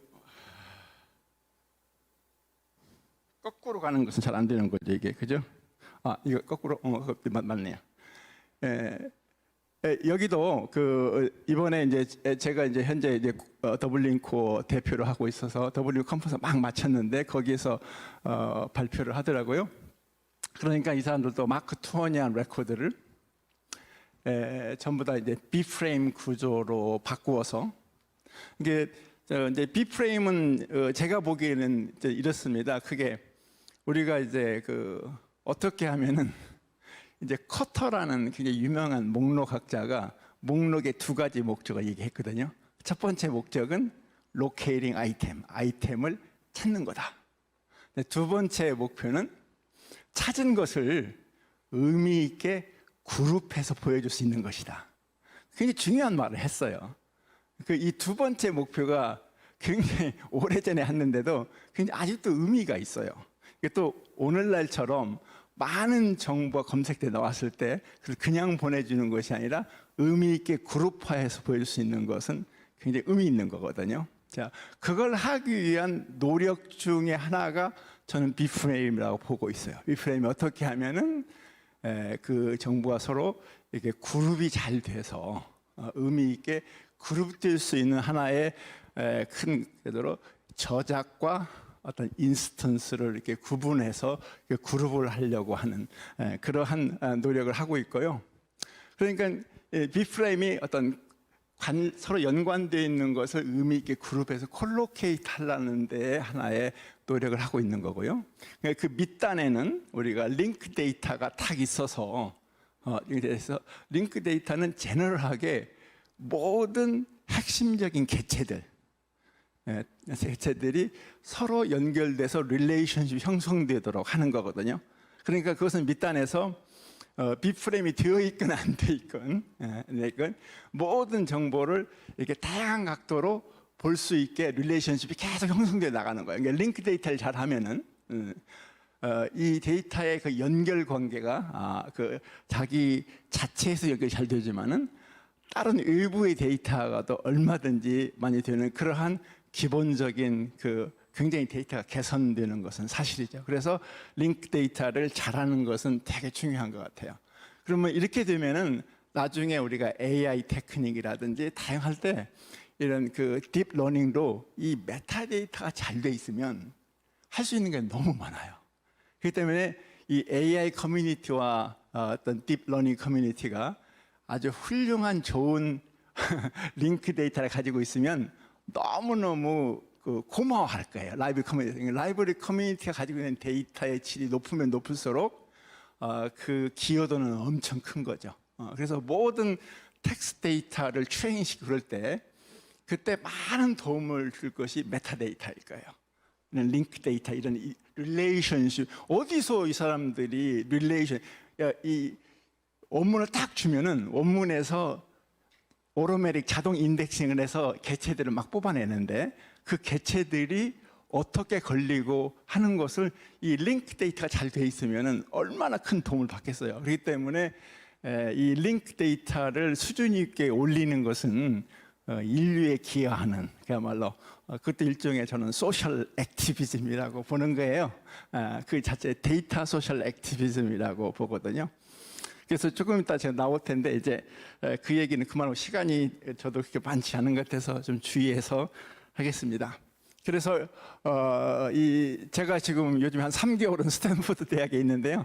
또 스탠포드 대학 사서들하고 얘기도 많이 하게 되고, 아마 대학 도서관 중에서는 가장 이노베이티브한 대학 도서관인 것 같고요.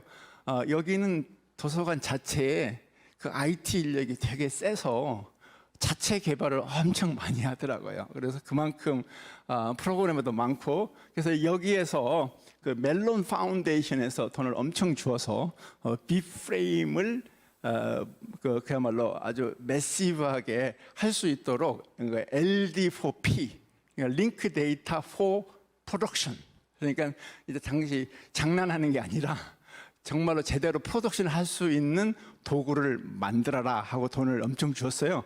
그래서 스탠포드하고 뭐 코넬, 그다음에 아이오와 대학, 그다음에 하버드 대학 이런 대학들이 실제적으로 이제 스탠포드가 그 엔지니어링 중심이 돼서 이제 그 오픈 소스로 시노피아라는 이제 비프레임 에디팅 툴을 개발해서 무료로 공개하고 있어요. 그러니까 여러분도 등록만 하면 국중에서 얼마든지 이걸 가지고 실제적으로 비프레임 테스트도 해보고 다 할 수 있도록, 다 무료.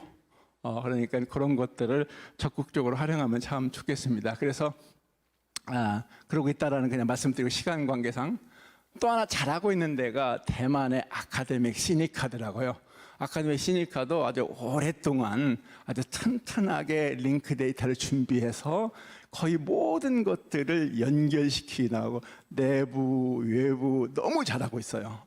그래서 아주 모범적인 기관이니까 혹시 참고 때 이런 아카데믹 시니카가 어떻게 하고 있는지 참고하는 것도 이렇게 비교, 또 서로 이제는 뭐 그 방문하기 어려우면은 얼마든지 우리 줌으로 우리는 이런 방향으로 나아가고 있다 하면 얼마든지 필요하면 제가 그것도 다 어려인지도 제가 다 해드리겠습니다. 그러면 같이 우리 여러분의 방향이 어느 정도 잡히면은, 자, 우리는 이런 그림을 그리고 있는데 어떠냐? 이런 것들을 이렇게 하면은 그쪽에서 좋아하고 그런 시간을 가지면 좋겠어요. 그래서 여기 보시면은 뭐 세세한 거 시간 관계되지만 이거 BF, 이게 뭐 이제 그 어떤 국제 가상 받으면 전고 파일인데, 그런데 뭐 이순이 할 거 없이 이제 국제적 표준적으로 사용하고 있는 식별자, 그게 아이소 이순이든지 뭐 아니면 오키드가 됐든지, 하여튼 우리는 표준 URI, 이게 표준 식별자, 그다음 표준 이런 것을 사랑해야 돼요. 적극적으로 그런 것을 다 수용을 해서 그런 것이 우리 국중의 데이터에 딱 들어붙도록 그렇게, 국중이 어떤 자체 식별을 사용하고 있는 상관없어요. 사용하세요. 그런데 그게 가능하면은 국제의 노은 식별자하고 연결이 되도록, 그러면 우리 데이터는 굉장히 가치 있는 거거든요. 그래야 국제적으로 통용이 돼. 이제는 인터내셔널리 인터아프로블한 방향으로 나아가야 된다고 생각합니다. 그렇다는 거. 그래서 이제 이런 것들이 여기서 대만에서는 이제 이런 그 위키 데이터나 이게 링크 데이터 돼 있으면 이제 그 검색이 이제 스파클이라는 걸로 검색을 하게 되거든요. 그래서 스파클도 뭐 그 얼마든지 우리가 사용하기 편하게 인터페이스를 하면은 그 이용자들은 전혀 비하인드 스파클이 있는지 없는지 몰라도 다양한 검색이 가능하고, 그 결과도 다양하게 이렇게 막 바로 지도로도 나오고, 그다음에 이런 그래프도 나오고, 이렇게 다양한 서비스를 제공할 수 있고, 그냥 우리가 평상시에 생각했던 못했던 질문, 질의, 이 엄청난 양의 데이터. 지금 위키 데이터, 그 위키 패밀리 같은 걸 보면은 야, 이 사람들 생각이 얼마나 이렇게 훌륭한가 이런 걸 느낄 수가 있어요. 그 어떻게 전 세계의 데이터를 이렇게 모을 생각을 하고 그들이 데이터를 글로 주기에 참 쉬운 환경을 마련해주고 그러는지 그런 게 참 놀라운 것 같아요. 예, 그래서 참 그 비영리 단체에서 그렇게 하고 있는 것들 참 놀랐고요. 그래서 이제 위키데이터 쿼리 서비스 통해서 이렇게 다양한 데이터를 아주 쉽게 이렇게 우리가 구할 수 있습니다.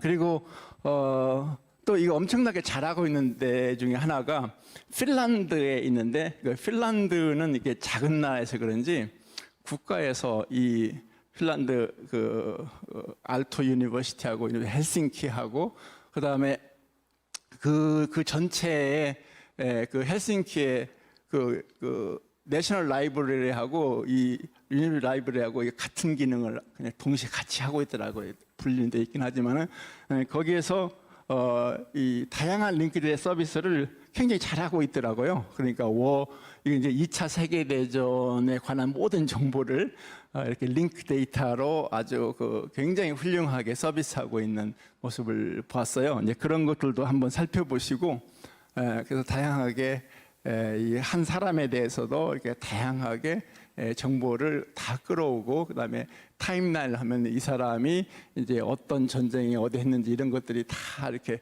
한 달에 연결돼 있어요. 그러니까 링크 데이터를 통해서 그것을 가공을 해서 이제 할 수 있는 모든 서비스를 이렇게 서로 연결된 상태로 정보를 탁 이렇게 주고 있다라는 거, 이런 것들을 이렇게 볼 수가 있고요. 심지어는 이렇게 그 옛날 싸움하던 장소하고 현대의 그 지도를 이렇게 오버레이해서 볼 수 있게도 해주고 그렇게 다양하게 하고 있습니다. 좀 지나가겠습니다. 그래서 이렇게 누구나 사용 가능한 링크 데이터, 그러니까 이제 편집도 가능하고 또 공유할 수 있고 재사용할 수 있고. 그래서 좀 어렵긴 하지만은 이제 이런 이용자가 참여할 수 있는 그런 거, 그거 참 중요할 것 같아요. 물론 당연히 바로 이용자가 예를 들어서 우리가 이렇게 링크 데이터를 하게 되면은 이용자가 굉장히 재미있어 할 것 같아요. 그 전에 보지 못했던 방식으로 데이터가 연결돼서 딱 보여주고 그러면은 이거에 관련된 나도 뭐 가지고 있는 게 있는데 해서 유로피아나 하는 것처럼 약간 참여형, 유연하게 참여할 수 있고, 그런데 이제 그것에 대해서 우리 어떤 정책을 세워서 이제 우리가 이제 리뷰를 하고 어느 기간이 지난 다음에 검증을 거쳐서 물론 퍼블릭하게 오픈하겠지만은 그러나 그런 아이디어는 생각해 볼 만하지 않는가. 그래서 이용자가 참여할 수 있는.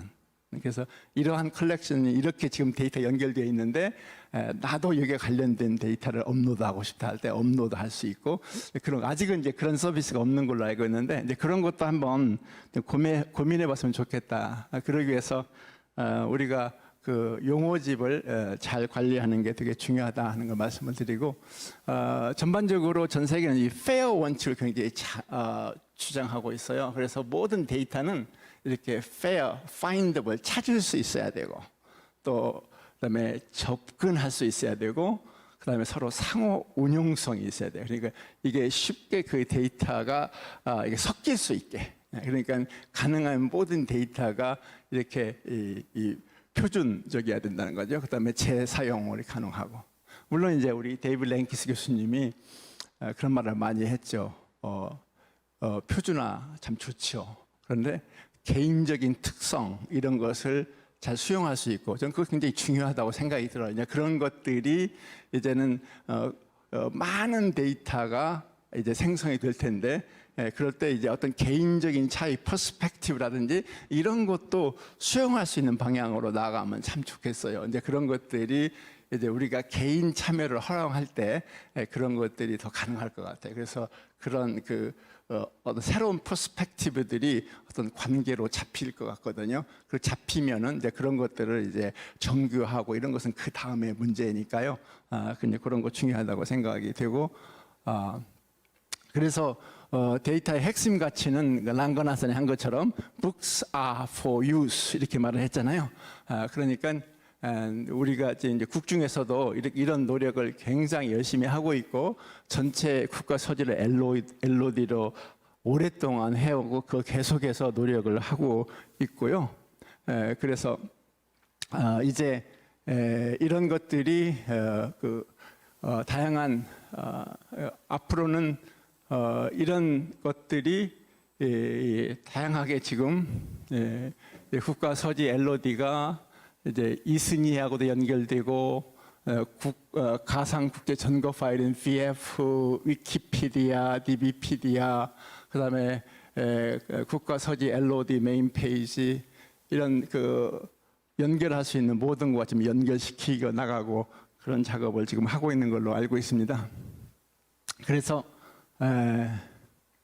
이런 국립중앙도서관이 이제 더욱더 앞으로 이렇게 나아가기 위해서 이런 이용자별로 대중을 위한 서비스를 더 어떻게 해야 될지 좀 더 고민도 하고 또 교육자와 사서, 연구자와 콘텐츠 창작자 특히 이제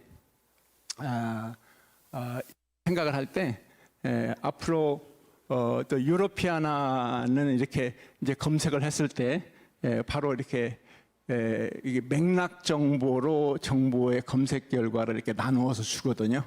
그래서 이제 찾는 정보 중에서 에이전트 관련된 것, 어떤 개념, 그다음에 어떤 장소, 어떤 시대 이런 것들을 나눠서 주기도 하고, 그다음에 OCLC 월드캣도 그와 유사한 노력을 좀 하고 있습니다.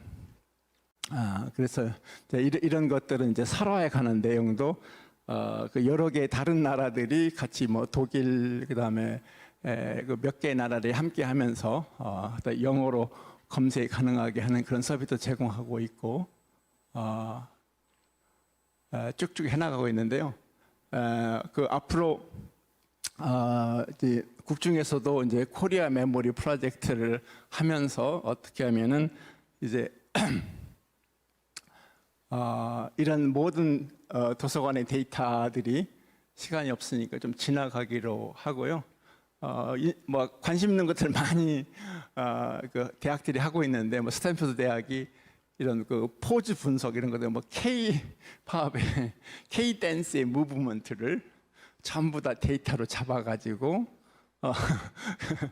이런 흥미있는 연구를 또 하더라고요. 그래서 이제 이 핏 브래드라는 친구가 이거 하고 있는데 아주 재미나는 친구예요. 그래서 이런 K-댄스 무브먼트를 전부 다 분석을 해서 그래서 이제 댄서가 어떠한 표정과 연계 동작 이런 거 찾고자 할 때 찾을 수 있도록 그렇게 해주는 그런 연구를 하고 있는 친구도 봤어요. 너무 재밌어서 언제 기회 되면 한국에 불러오고 싶은 생각도 있는데 시간이 좀 없지만은 이 얘기는 좀 하고 싶어서 인터넷 아카이브를 우리 국기도서관장님이 스탠퍼드를 방문해서 제가 인터넷 아카이브를 코리아 메모리 프로젝트를 지금 제가 하고 있는데 하면서 인터넷 아카이브가 코리아 메모리 프로젝트랑 유사한 점이 좀 있겠다고 생각을 해서 제가 접촉을 해서 이제 방문할 계획을 세우고 근데 마침 이명호 관장님이 오셔서 우리 같이 가자고 그랬더니 같이 갔다 그래서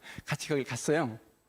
갔는데 이 인터넷 아카이브가 굉장히 아주 이 사람들은 디지털 데모크라시를 믿는 사람들이라고요. 그래서 정보가 많을수록 데모크라시는 증가한다. 그러니까 이분들은 거의 1년에 1 밀리언 북을 디지타이즈 하는 거예요. 1년에 1 밀리언 북을. 그래서 이분들은 할 수만 있으면 모든 책 이걸 전부 다 디지타이즈 하고 싶은 거예요. 그래서 뭘 프로포즈 하냐면은 국기도서관과 국중이 합해서 자기네들이 얼마든지 자원도 될 수 있고 스캔하는 사람을 보낼 수도 있고 그러니까 그런 제안을 하더라고요. 그래서 한국에 있는 가능한 거의 모든 것을 디지타이즈하면 좋겠다. 그런 제안을 해서 지금 그런 것들을 한번 검토를 하고 있는 중으로 알고 있는데 그런 것이 참 인상적이었어요. 근데 여기에서 이 사람들이 아마 이 국중의 웨이백 머신으로 거의 모든 웹을 다 저장해서 가지고 있더라고요. 아마 그 국립중앙도서관보다 더 많은 정보를 가지고 있을 가능성이 있어요. 그래서 거의 정보를 가지고 있고요. 그래서 이제는 그뿐만 아니라 이 인터넷 알카이브에서 오픈 라이브러리를 해요. 오픈 라이브러리 데이터가 얼마나 많은지 지금 제 딸이 스탠포드에 다니고 있는데 스탠포드에 훌륭한 도서관이잖아요. 스탠포드에 없는 것이 여기에 있다는 거예요. 그래서 여기서 찾아서 본다는 거예요. 그런데 이 사람들이 이걸 가능하게 하는 것이 바로 뭐냐면은 물론 사람들이 구글 북스 프로젝트는 이걸 갖다가 서비스는 하지 않아요. 이걸 검색하고 이런 데만 사용하는 거거든요. 근데 오픈 라이브러리는 이 CDL 컨셉이 되게 중요한 컨셉, Controlled Digital Lending. 지금 현재 이 법정에서 싸우고 있는데요. 이 인터넷 알카이브 오픈 라이브러리는 뭘 주장하냐면은 내가 피지컬 카피를 소유하고 있어. 근데 많은 대학 도서관이 스페이스가 없어가지고 그 책이 저 리모트 사이트에 놓아뒀어요. 그러니까 그걸 이용하려고 그러면은 2, 3일을 기다려야 돼. 신청하고 너 가져오고. 그런데 이 CDL 컨셉을 적용하면은 이용자가 보는 혜택이 너무 많은 거예요. 그래서 CDL 컨셉이 뭐냐면은 자, 내가 피지컬 카피가 있고 그것을 다른 사람이 안 빌려갔으면 디지털리 한 사람이 보게 해주자 하는 게 컨트롤 디지털 랜딩이에요.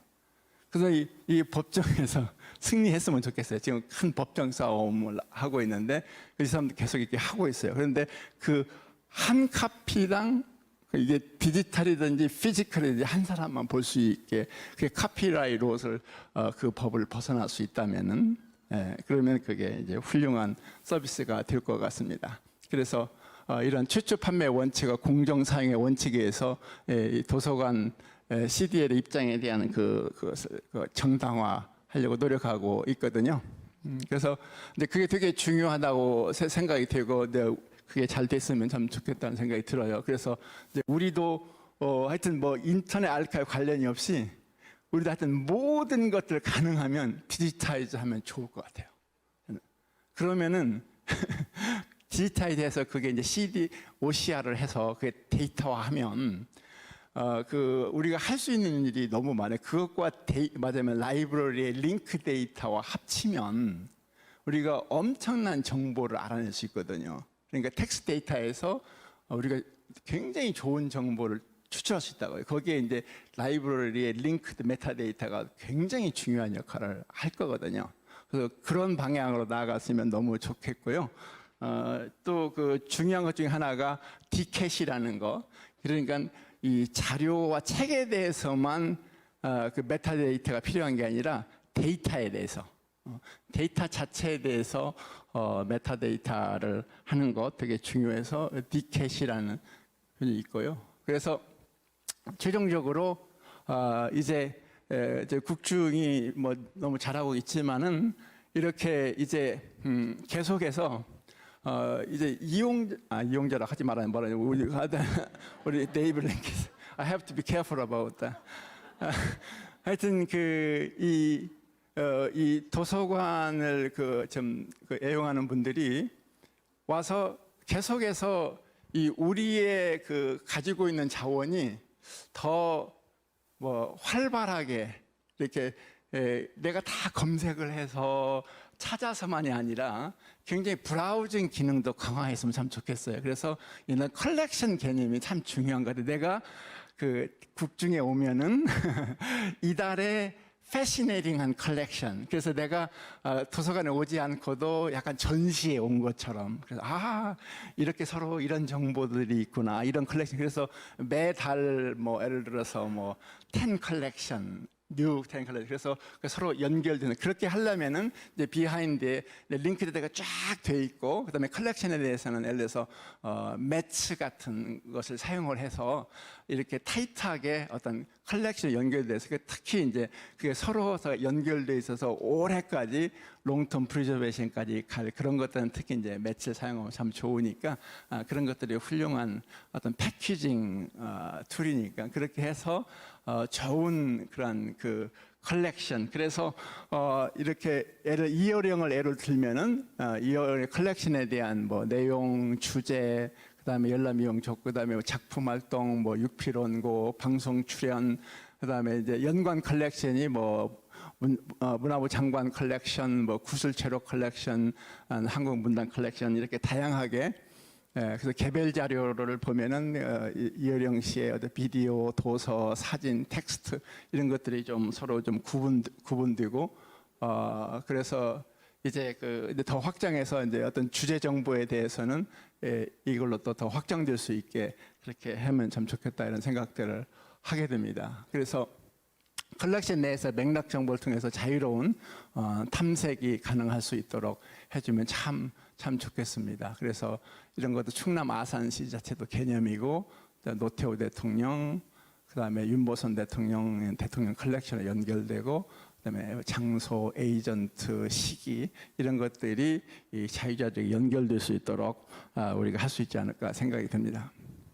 그래서 이제 저도 시간을 좀 짝했다고 하고도 많이 썼는데 죄송합니다.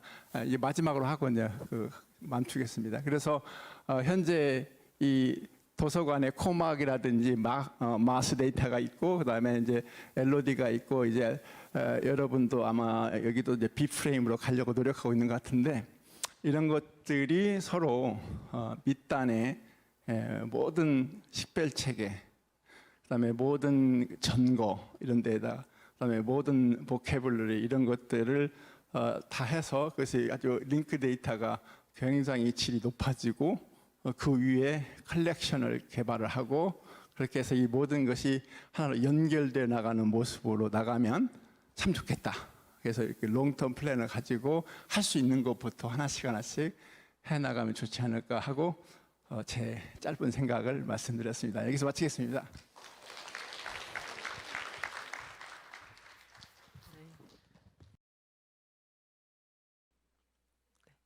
네, 그러면 마지막 강연을 시작하도록 하겠습니다. 이미 와 있는 미래의 메타버스라고 되어 있고요. 메타버스 많이 들어보셨죠? 카이스트 문화기술대학원의 우은택 교수님을 앞으로 모시겠습니다.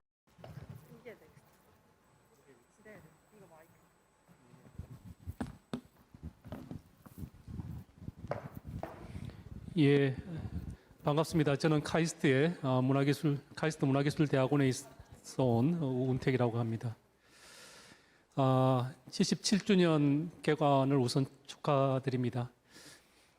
아마 80주년, 90주년까지 계속 저 같은 기술하는 사람들이 이 자리에 함께 올 수 있도록 이 포럼이, 이 행사가 진행되면 좋겠다는 생각을 했습니다. 오늘 제가 소개드릴 내용은 이 메타버스에 대한 이야기인데 아마 메타버스 최근에 이야기 많이 들어보셨을 것 같습니다. 앞에서 지금 메타버스가 왜 필요한지 두 분 교수님께서 잘 설명을 해 주신 것 같은데 지금 이제 제가 이해한 마스크 때문에 제가 이해한 랭큰 교수님 그 설명은 우리 도서관의 역할이 이 커뮤니티를 위해서 자료를 잘 콜렉션하고 또 잘 큐레이션하고 또 잘 카운터링하는 거라고 이해를 했습니다. 이제 그런 측면에서 본다면 두 번째 오 교수님께서는 그게 이 큐레이션을 잘하기 위한 그 LOD 이야기를 해주신 것 같고 저는 이제 카운터링 관점에서 이 메타버스를 통해서 우리가 새로운 도서관의 서비스 또 미래는 어떻게 돼야 되는지 거기에 대한 이야기를 같이 해보면 좋지 않을까 생각을 합니다.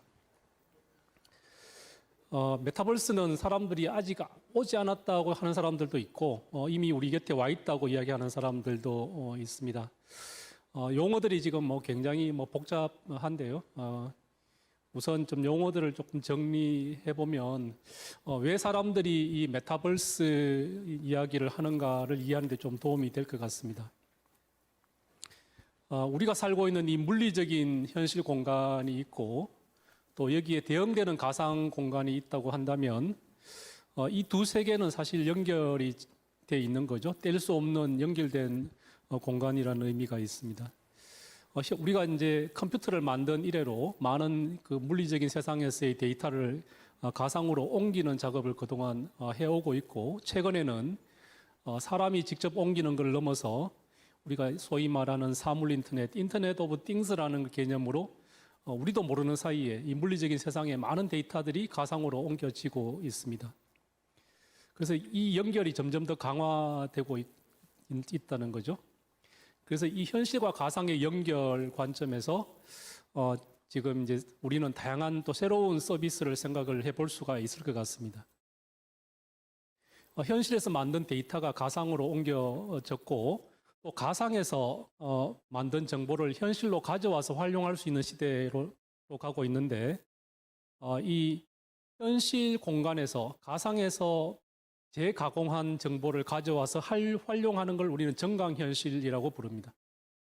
현실 정보를 가상으로 가져가서 활용하는 걸 정강가상이라고 부르고 또 현실 공간에서 보고 싶지 않은 걸 없애는 걸 우리는 diminished reality 이렇게 부르기도 합니다. 그래서 이런 diminished reality, mediated reality, augmented virtuality, mediated virtuality, diminished virtuality 이런 걸 다 묶어서 우리는 mixed reality, 혼합 현실이라고 부릅니다. 이게 이제 저같이 이제 가상 정강 현실 연구하는 사람들이 한 30년 전쯤에 정리한 리얼리티 버추얼리티 컨티뉴엄이라는 겁니다. 근데 여기는 벌써 이제 현실과 가상의 연결을 이야기 다 했고 이 현실과 가상을 어떻게 연결하는지도 설명을 했는데 또 최근에 또 메타버스라는 이야기를 또 사람들이 하고 있어서 이게 또 그럼 뭐냐 이렇게 이야기를 하는 사람들이 있는데 이런 그 리얼리티 버추얼리티 컨티뉴엄 관점에서 본다면 이 혼합 현실이라는 게 이 수평 방향의 연결이라면 메타버스는 이 현실과 가상의 연결의 기반을 두고 사람의 상상력으로 만들어내는 다양한 층위의 가상 세계 이렇게 이야기해 볼 수가 있습니다. 그래서 가장 짧은 그 메타버스의 정의라고 한다면 확장 가상 세계 이렇게 해 볼 수가 있습니다. 이 확장이라는 의미는 현실에서 가상으로 확장하는 부분도 있고 가상에서 현실로 확장하는 의미도 있습니다. 그리고 이제 이게 가상의 공간이라는 의미가 있고 또 세 번째는 세계라는 부분이 사실은 가장 중요한 부분입니다. 우리가 메타버스 할 때 이 버스는 우리가 일반적으로 타고 다니는 버스가 아니고 유니버스의 버스이기 때문에 여기는 세계이고 사람들이 있다는 겁니다. 세계의 핵심은 사람들이라는 거죠. 그래서 사람들이 모이는 공간이라는 의미가 가장 중요한 메타버스의 의미가 되겠습니다. 그래서 앞에서 이제 도서관의 역할들을 이야기를 하셨는데 도서관의 역할이 이 커뮤니티를 위해서 데이터를 컬렉션하고 또 큐레이션하고 또 카운터링 한다고 지금 랭컨 교수님이 말씀을 해주셨습니다. 이 시기에도 아마 이런 것들이 도서관의 역할을 한 게 아닌가. 사람들은 늘 서로 연결하고 싶어하고 서로 연결해서 소통하면서 협력해서 자기 능력을 확장해가는 속성을 가지고 있는데 이 시기에 데이터를 컬렉션하거나 데이터를 잘 큐레이션해서 다른 사람들한테 전달하는 역할이 아마 이런 벽화가 이 시기에 도서관이 아니었나 하는 생각을 해봅니다. 그래서 이제 이런 그 사람들의 노력이 시간이 흐름에 따라서 기술의 발전과 함께 새로운 형태로 도서관도 진보하고 있다고 저는 봅니다. 그래서 이제 우리 역사를 잠깐 되돌아보면 우리가 과거에서 현재로 오는 사이에 많은 이제 그 기술들이 축적이 되고 축적된 기술들 우리가 또 활용하기도 하고 또 새로운 지식으로 만들어서 또 활용하기도 한다는 거죠. 그래서 이런 우리 인류가 그동안 구축해온 정보와 지식들은 우리가 어떻게 보느냐에 따라서 좀 달라지는 것 같습니다. 역사가 발전하는 것 같습니다.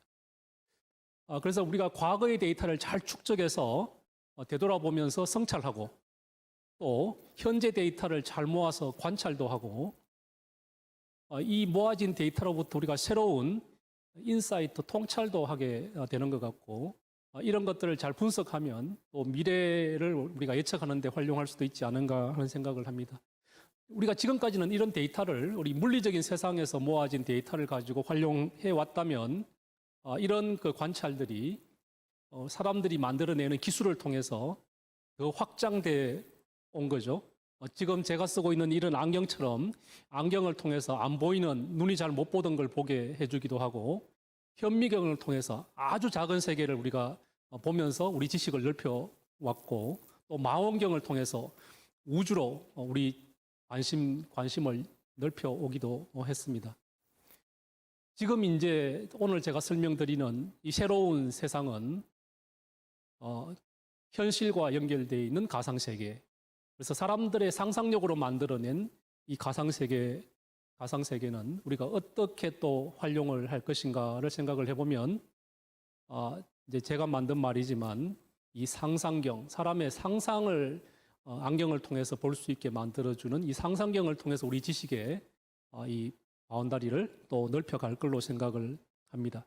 또 그런가 하면 이 가상세계가 가상에 머무르는 게 아니고 우리가 살고 있는 이 물리적인 세상으로 가져와서 우리가 활용할 수 있게 만들어줄 수 있는데 이 우리가 살고 있는 이 물리적인 세상에서 가상을 체험하게 만들어내는 것들을 우리는 또 정강경이라고 부를 수 있을 것 같습니다. 오그멘티드 리얼리티를 체험하게 만들어주는 새로운 글래스라는 거죠.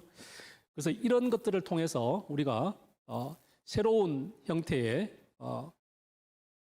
정보, 지식들을 축적해 가고 있는 것 같습니다. 이런 관점에서 우리 메타버스가 앞으로 우리 사회를 어떻게 변화시킬지 같이 한번 이야기를 나눠보면 좋을 것 같습니다. 왜 이 메타버스가 중요한가를 생각을 해보시면 또 이게 왜 피할 수 없는 우리 미래인가를 좀 생각을 해보시면 오늘 제가 드리는 이 강의를 통해서 또 도서관의 역할을 좀 더 넓혀갈 수 있지 않을까 생각을 합니다. 아까 제가 이제 우리 사람들은 새로운 기술을 통해서 우리 역량들을 확대해 왔다고 말씀을 드렸습니다. 특히나 우리가 직접 사용하고 있는 이 컴퓨터의 히스토리를 살펴보시면 불과 4, 50년 전에는 우리가 컴퓨터를 쓰기 위해서 특별한 빌딩을 찾아가야 했습니다. 우리가 직접 컴퓨터를 쓰는 게 아니고 거기에는 컴퓨터를 가동시키는 오퍼레이터가 별도로 존재를 했고 우리는 그 오퍼레이터를 통해서만 컴퓨터를 쓸 수 있었고 그 컴퓨터는 많은 사람들이 공유하는 자원이었습니다. 그런데 40년, 30년 전에 이제 퍼스널 컴퓨터라는 개념이 등장을 했죠. 그리고 20년 전에 네트워크가 본격적으로 보급되면서 내가 가지고 있는 컴퓨터 외에도 다른 사람이 가지고 있는 컴퓨터 그 속에 있는 자원들까지도 활용할 수 있는 시대로 진화했고 앉아서 컴퓨터를 쓰는 시대에서 우리가 걸어다니면서 컴퓨터를 쓰는 시대로 진화해 왔습니다. 이런 변화들이 거의 10년 단위로 변화해 왔다는 게 주목해야 되는 지점이라는 거죠. 앞으로의 10년은 또 어떻게 변화해 갈지 우리가 지금부터 잘 생각해보고 대응을 할 필요가 있지 않는가 하는 생각을 하게 됩니다. 80년대, 40년 전에 80년대에는 우리가 메인프레임 컴퓨터라고 해서 주로 업무용으로 컴퓨터를 썼었고 이때는 IBM이라는 회사가 이런 패러다임을 주도를 했습니다. 30년 전에는 퍼스널 컴퓨터라는 개념이 등장을 했고 우리는 각자 컴퓨터를 통해서 각자의 일을 보는 시대로 들어왔습니다. 이때는 마이크로소프트라는 회사가 이 시대를 또 주도하기도 했습니다. 인터넷이 보급되면서 구글이라는 회사가 등장을 했습니다.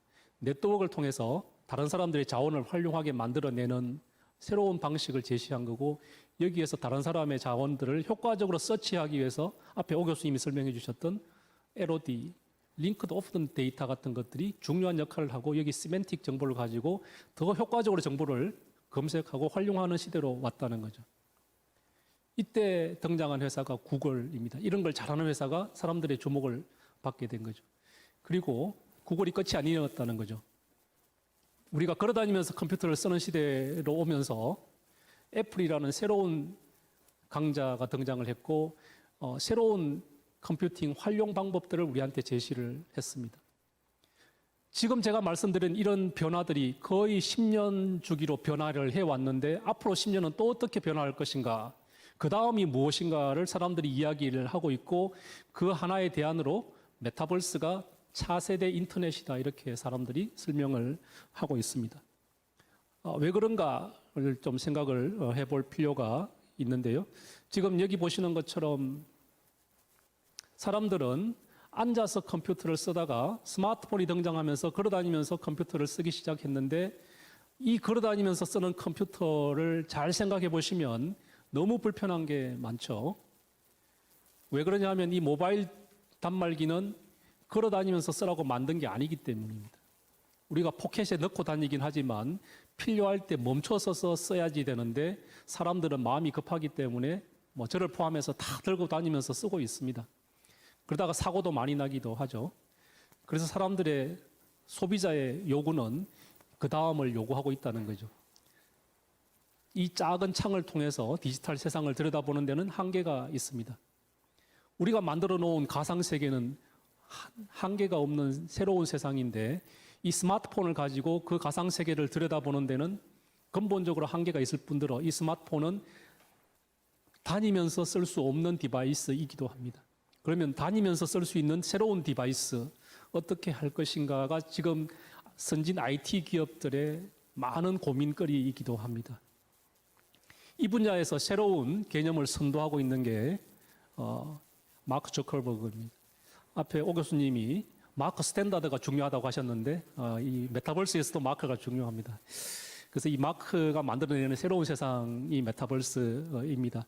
그래서 이 시대는 지금 페이스북이 이름을 이제 메타로 바꿨죠. 이 페이스북이 이 시대를 주도하고 있는데, 페이스북이 지금 마크 주커버그가 2015년도에 10년 이내에 이런 새로운 세상을 만들겠다고 선언을 했는데 2025년이 다가오고 있죠. 근데 이제 최근에 이 여러 가지 복잡한 상황 때문에 마크 저커버그가 약간 후퇴해서 2025년은 좀 빠른 것 같고 2030년까지 어떻게 잘 해보겠다, 이렇게 이야기하고 있습니다. 근데 제가 보기에는 마크 저커버그가 망하거나 메타버스가 흥하면 마크 저커버그가 이 세상을 지배하는 그런 시대가 되지 않을까, 뭐 그런 생각을 해보게 되는데, 향후 5년 내지 10년이 그런 큰 변화의 시기이기 때문에 이 시기를 우리가 좀 주목해 볼 필요가 있을 것 같습니다. 그래서 우리가 스마트폰을 들고 다니는 시기에서 제가 쓰고 있는 이런 안경형 디스플레이를 통해서 가상세계를 현실에서 경험하는 그런 시기로 가게 된다면 도서관은 또 어떤 변화를 해야 될 것인가, 뭐 이런 이야기를 해보고자 합니다. 저는 2001년도에 한국에 돌아와서 유비쿼터스 VR이라는 개념을 이제 처음 소개를 했습니다. 이 유비쿼터스 VR이라는 개념은 우리가 살고 있는 이 물리적인 세상이 있고 여기에 대응되는 세상이 있다면 이 두 세상을 연결시킬 수가 있겠죠.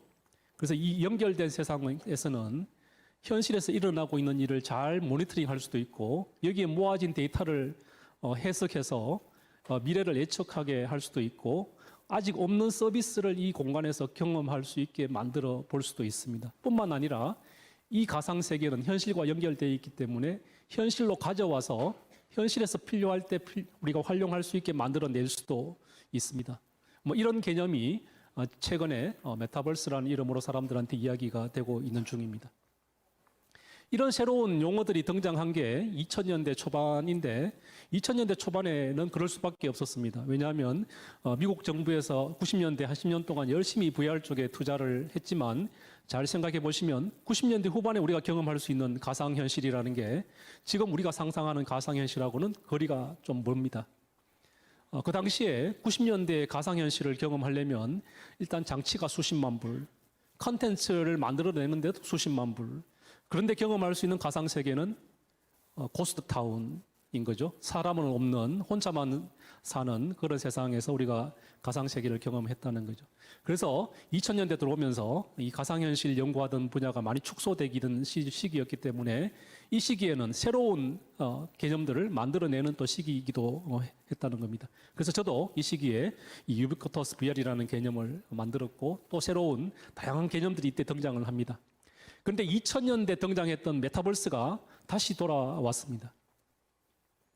2000년대 한 10년 동안 이 메타버스라는 개념이 사람들 사이에서 회자가 됐었는데 10년 만에 사라졌다가 다시 10년이 지나서 우리 곁에 왔는데 왜 돌아왔는가? 이분의 역할도 좀 있는 것 같습니다. 젠슨 황인데 엔비디아의 CEO입니다.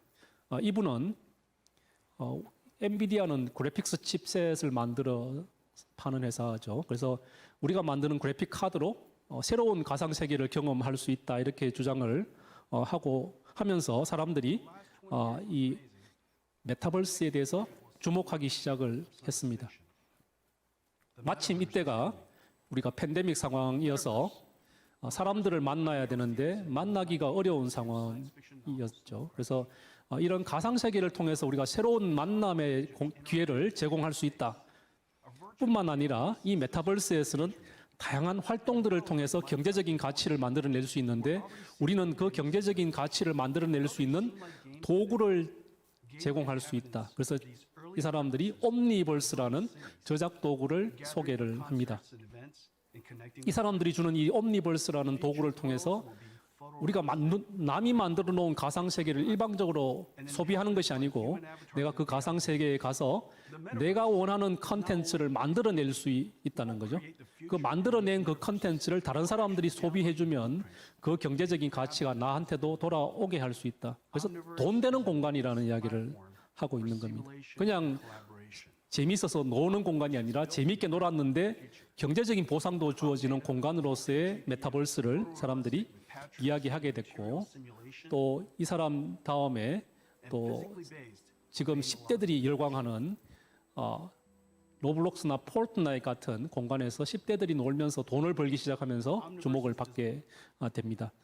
제가 지금 개론 잠깐 했는데 이제 할 이야기가 이제부터 시작인데 시간은 별로 없어서 어떻게 해야 될지 모르겠지만 한 대까지 하고 마무리를 하도록 하겠습니다. 쓸데없는 이야기를 너무 많이 했군요. 네. 그래서 지금 이제 제가 앞에 잠깐 설명드렸던 이 우리 가상정강현실의 히스토리를 보시면 80년대 가상현실은 주로 돈 많은 회사, 뭐 보잉사나 나사 같은 데서만 할 수 있는 연구였습니다. 장비값이 워낙 비싸기 때문에 그렇습니다. 근데 이제 퍼스널 컴퓨터가 이제 등장하면서 개인이 경험할 수 있는 가상현실에 대한 기대치가 높아졌고 미국 정부에서도 한 10년간 열심히 투자를 했었습니다. 근데 아까 제가 설명드렸던 것처럼 10년 동안의 결과물들이 그렇게 만족스럽지 않은 상황이 2000년대 초반에 있었고 이때 우리는 이 가상현실 분야의 겨울을 맞게 됩니다. 이 무렵에 제가 이제 한국에 와서 가상현실 연구실을 시작을 한 거죠. 그 당시에 교수님들이 많이 말렸습니다. 망해가는 분야를 해서 어떻게 하려고 그러냐 하신 이야기가 생각이 납니다.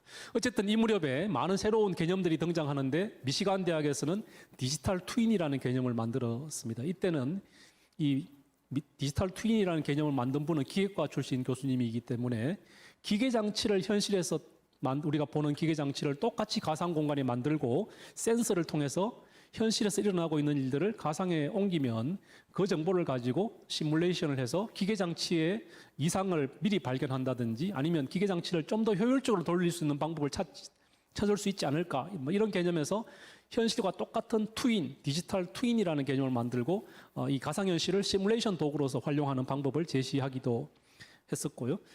이때는 또 IBM 같은 데서는 또 새로운 개념으로 공간을 매개로 해서 정보를 생산하기도 하고 정보를 관리하기도 하고 정보를 공유할 수 있게 만들어 보자. 지금 망해가는 가상현실을 또 새로운 관점에서 좀 활용도 해보자. 뭐 이런 이야기들도 했었고 저는 한국에 와서 유비쿼터스 VR이라는 개념을 이야기했었고 IBM의 아이디어가 사실 저한테도 많은 영향을 미쳤지만 미국에 있는 회사를 창업하는 젊은 친구들한테도 영향을 미쳐서 키홀이라는 회사를 만들도록 했고 이 키홀이라는 회사는 나중에 구글에 흡수돼서 구글의 3차원 지도를 만드는 역할을 했고 그 또 10년 뒤에는 이 회사가 독립해서 우리가 잘 알고 있는 포켓몬고를 만드는 회사로 역할을 하기도 했습니다. 뭐 이런 많은 변화들이 2000년대에 있었고 이 무렵에 등장한 게 이 메타버스입니다. 1세대 메타버스라고 할 수 있는 2000년대의 메타버스는 누가 만들었느냐?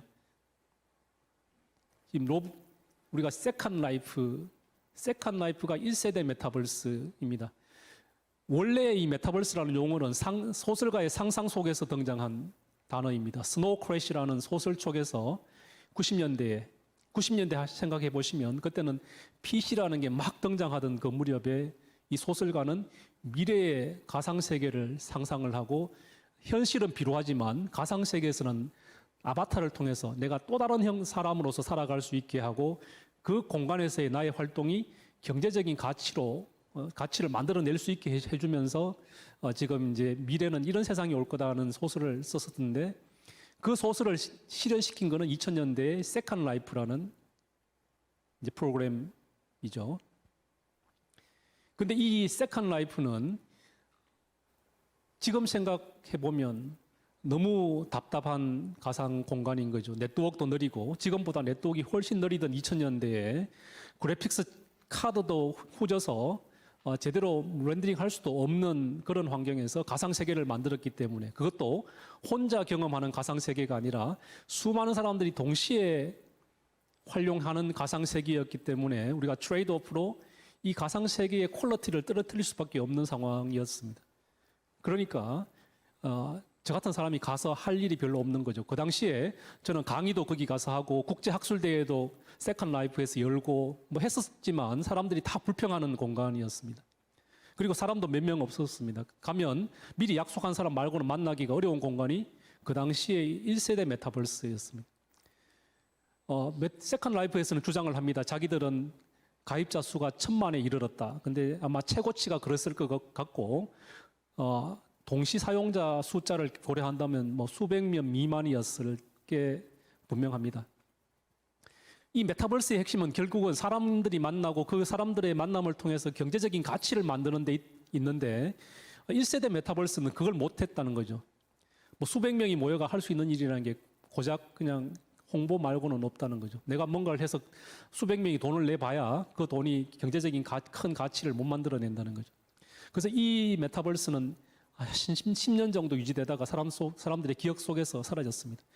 이 사라지는 시기도 굉장히 재미있는 시기에 사라지게 됩니다. 이때 무슨 일이 일어나느냐? 2007년도에 스마트폰이 등장을 합니다. 2007년도에 스마트폰이 등장을 하는데 이 스마트폰이 본격적으로 보급되는 시기가 2012년입니다.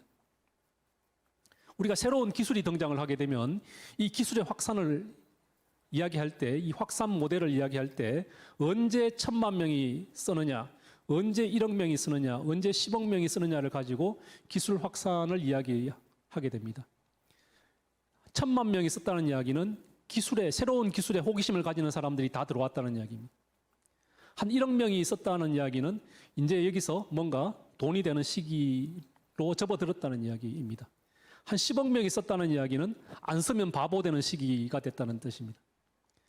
그런데 이 아이폰이 등장해서 1년 만에 1000만 명이 사용하기 시작했고 4년, 5년 만에 1억 명이 쓰기 시작을 했고 8년 만에 10억 명이 쓰기 시작했습니다. 2012년도가 아이폰 사용자가 1억 명을 넘어가는 시기였다는 거죠. 그래서 사람들이 더 이상 책상에 앉아가지고 가상세계를 경험하는 거를 즐거워하지 않는 시대로 접어들었다는 이야기입니다. 들고 다니면서 게임하기 바쁜 시기였기 때문에 앉아서 세컨드 라이프를 할 여력이 없는 거죠. 더더군다나 세컨드 라이프는 앉아서 유선 네트워크를 연결해도 잘 안 되는 건데 무선에서는 될 리가 없는 거죠. 그래서 이게 망하게 된 계기가 됐고요. 그래서 다시 10년간 겨울을 맞았다가 우리가 이 겨울을 맞는 동안에 또 새로운 발전들이 계속 일어납니다. 아까 오큘러스라는 회사는 스마트폰을 가지고 가상세계를 경험하게 만들었는데 이 가능성을 본 마크 저커버그가 2014년도에 $2 빌리언 투자해서 이 회사를 전격적으로 인수를 합니다. 이게 이제 가상현실 분야의 새로운 장을 열게 되는 계기가 됐고 2015년도에는 마크 저커버그가 모바일 월드 컨그레스에 가서 수많은 사람들한테 이 HMD를 헤드 마운티드 디스플레이 장치를 뒤집어 씌우게 하고는 무대에 등장해서 내가 10년 이내에 안경을 쓰고 일상에서 가상을 체험하게 만들겠다고 선언을 하게 됩니다. 이 마크 저커버그가 만든 안경은 앞이 안 보이는 안경입니다. 가상세계를 보는 안경이기 때문에. 근데 이 마이크로소프트에서는 앞이 보이는 안경을 2016년도에 내놓게 됩니다. 이게 홀로렌즈라는 안경인데 이 안경은 바깥 세상을 보면서 우리 가상을 체험할 수 있게 만들어내는 안경입니다. 그리고 이 안경은 선을 없앴습니다. 우리가 가상현실을 체험하려면 이 선이 필요했는데 지금 마크 저커버그가 만든 저 안경은 이제 스마트폰을 가지고 가상현실을 체험하게 만들었기 때문에 당연히 선이 없었죠. 그런데 이 홀로렌즈라는 것도 해야 될 계산량이 훨씬 더 많음에도 불구하고 선 없이 가상현실을 현실에서 체험할 수 있다는 걸 보여주는 첫 번째 사례를 만들었고요. 한 3년이 지나서 이 두 번째 안경은 선이 없을 뿐만 아니라 주변에 있는 컴퓨팅 자원을 마치 내가 안경 속에 있는 것처럼 쓰게 만들어주는 기술을 여기에 포함하게 됩니다. 그래서 미군이 이 기술에 주목을 하게 되고 미군이 이 홀로렌즈를 12만 대를 주문하게 되는 계기가 되면서 이 안경이 발전할 수 있는 발판을 만들어냅니다. 그리고 아까 보여드렸던 젠슨 황이 이 메타버스 이야기를 하게 되고 또 팬데믹 상황에서 10대들의 놀이터를 만들었던 로블록스가 월스트리트에 상장을 하면서 이 분위기를 한 번 더 띄우는 상황이 됐습니다. 그래서 이제 두 번째 메타버스의 전성기를 맞게 됐습니다. 근데 이 두 번째 메타버스가 오자 많은 사람들이 메타버스에 대한 이야기들을 합니다. 가장 먼저 이야기하는 게 당연히 이제 게임 커뮤니티죠. 이 로블록스나 폴트나이트 같은 게임이 우리가 메타버스의 시대를 열었다고 이야기를 합니다. 근데 한국에 들어오면 또 상황이 달라집니다. 메타버스는 게임이 아니야 이렇게 또 주장을 하게 됩니다. 왜냐하면 한국에서는 게임이 규제 대상이기 때문에 규제를 피하려면 게임이 아니어야 되는 거죠. 또 저 같은 가상정강 현실 하는 사람들은 또 이런 그 분위기가 별로 반갑지가 않습니다. 왜냐하면 이런 거품이 잘못되면 이 분야가 아주 망할 수 있기 때문에 조심스럽게 이 분야를 또 들여다보고 있습니다. 이 분야는 현재 이 메타가 지금 굉장히 강한 드라이브를 걸고 있는 영역입니다. 가상정강현실 커뮤니티보다 좀 더 비판적인 커뮤니티는 또 웹 커뮤니티입니다. 이 웹 커뮤니티는 오래전부터 웹의 발전 단계에서 보면 1세대 웹, 그냥 내가 만들어낸 데이터를 다른 사람하고 공유하는 개념의 1세대 웹, 아까 네트워크 연결되면서 남들이 만들어 놓은 데이터를 내가 효과적으로 서치하는 웹, 이게 시멘틱 웹이라고 부르는데 이걸 웹 2.0이라고 불렀다는 거죠. 그리고 이제 웹 3.0을 2차원 화면에서 벗어나서 우리 일상에서 이 공간을 매개로 해서 정보를 생산하고 관리하고 또 정보를 확산시키자. 이게 아까 IBM에서 주장했던 월드보드라는 개념인데 이런 것들이 웹의 발전 단계에서는 필연적인 거다. 이렇게 갈 거다. 이렇게 그동안 주장을 해왔습니다. 그래서 이 사람들이 보면 이 공간을 매개로 해서 다양한 가상을 경험하게 만드는 거 별게 아니라는 거죠. 뭐 우리가 늘 해왔던 이야기다. 이렇게 이야기를 하기도 하고 또 이 메타버스의 정의가 확장 가상 세계라고 제가 말씀을 드렸는데 가상 세계이기 때문에 우리가 2차원 화면에서 쓰는 커서를 가지고 정보를 접근하는 게 아니고 아바타를 통해서 정보를 접근하거나 다른 사람들을 만나게 된다는 거죠. 그래서 이 아바타를 가지고 비즈니스 모델을 만들어내는 커뮤니티도 등장합니다. 우리나라의 제페토 같은 게 뭐 대표적인 회사입니다. 그러면서 뺄 수 없는 영역이 또 하나가 있죠. 이게 가상자산 영역입니다. 여기는 돈 되는 공간이고 내가 돈 될 수 있도록 에셋을 만들 수 있는 공간이기 때문에 이 에셋 다루는 가상 에셋 다루는 커뮤니티에서도 이 메타버스 이야기를 많이 하게 됩니다. 그래서 지금 이 메타버스는 다양한 커뮤니티에서 각자 이야기하다 보니까 어떤 의미에서는 이 메타버스라는 커다란 코끼리를 각자 영역에서 자기 경험에 기반해서 자기 지식을 가지고 이야기를 하다 보니까 듣는 사람들은 도대체 이 메타버스가 뭔지 모르겠다. 실체를 파악하기 어렵다 이렇게 이야기를 하게 됩니다. 어떤 사람은 귀 만지면서 이야기하고 있고 어떤 사람들은 다리 만지면서 어떤 사람은 몸통 만지면서 어떤 사람들은 꼬리 만지면서 이야기를 하고 있기 때문에 메타버스의 실체를 알아내기 어렵다. 메타버스의 실체를 알아야 제대로 된 우리가 가치를 만들어낼 수 있는데 이게 어려운 상황이 됐다는 거죠. 그래서 뭐 시간이 계속 가고 있지만 오늘 제가 전달드리고 싶은 메시지는 이 슬라이드입니다. 메타버스의 가치는 메타버스를 정확하게 이해해야 그 가치를 우리가 활용할 수 있는 거고 이게 도서관에서도 이 메타버스를 어떻게 활용할 수 있을지를 생각할 수가 있게 됩니다. 앞에 제가 설명드렸던 저런 다양한 이야기들을 듣고 있으면 도대체 메타버스를 도서관에서 어떻게 쓰라는 거냐? 이게 게임이냐? 이게 뭐 웹이냐? 이게 뭐 가상자산 이야기냐? 뭐 이렇게 묻게 되면 메타버스랑 도서관의 관계가 점점 멀어지는 상황이 되는 거죠. 그래서 이 소설책에서 등장했던 메타버스의 의미를 2000년대에 그 당시 처음 이 메타버스를 개발하던 엔지니어들이 모여서 정리한 문건이 하나가 있습니다. 이 메타버스 로드맵이라는 문건인데 2007년도에 출판이 됐고 지금 웹페이지에 가시면 메타버스 로드맵 웹페이지가 아직도 살아남아 있습니다. 여기에는 메타버스를 어떻게 정의했느냐. 메타버스는 정의하기 어렵지만 현실과 가상의 융합이다 이렇게 정의가 되어 있습니다. 그런데 어떤 현실과 어떤 가상의 융합이냐 하면 가상으로 정강된 현실, 우리는 이걸 정강현실이라고 부른다는 거죠. 가상으로 정강된 현실과 현실로부터 지속되는, 현실과 연동으로 인해서 지속되는 가상의 융합이다. 여기는 융합이라는 용어를 넥서스라는 용어를 썼습니다. 연결이라는 용어를 썼는데 저는 이거를 조금 더 적극적으로 연동이라고 해야 더 정확한 표현이라고 생각합니다. 왜냐하면 양방향으로 실시간에 정보가 오고 가기 때문에 그렇습니다. 그러면서 이 사람들이 메타버스 설명이 어려우니까 메타버스는 중요한 4개의 컴포넌트가 있다 이렇게 설명을 합니다. 컴포넌트라는 이야기는 이 컴포넌트를 잘 조합을 해야 제대로 된 메타버스를 만들고 활용할 수 있다는 뜻입니다. 어떤 컴포넌트냐? 여기 그림에서 보시면 위에 빨간 색깔이 현실과 가상의 연결을 이야기합니다. 가상에서 정보를 가공해서 현실로 가져오는 현실, 정강현실인 거죠. 근데 이제 미국 사람들은 이거 나누는 거 좋아하기 때문에 환경과 사람을 구분해서 환경을 정강현실, 사람들이 정보를 쓰는 거를 라이프 로깅 이렇게 표현을 했다는 거죠. 그리고 아래쪽의 가상세계는 환경에 대한 시뮬레이션을 미러월드, 거울 세계 또는 사람들이 모여있는 세계를 버추얼 월드 이렇게 표현을 했습니다. 그래서 이게 각각이 메타버스가 아니고 이 메타버스는 이 4가지 컴포넌트로 구성된다 이렇게 설명을 했습니다.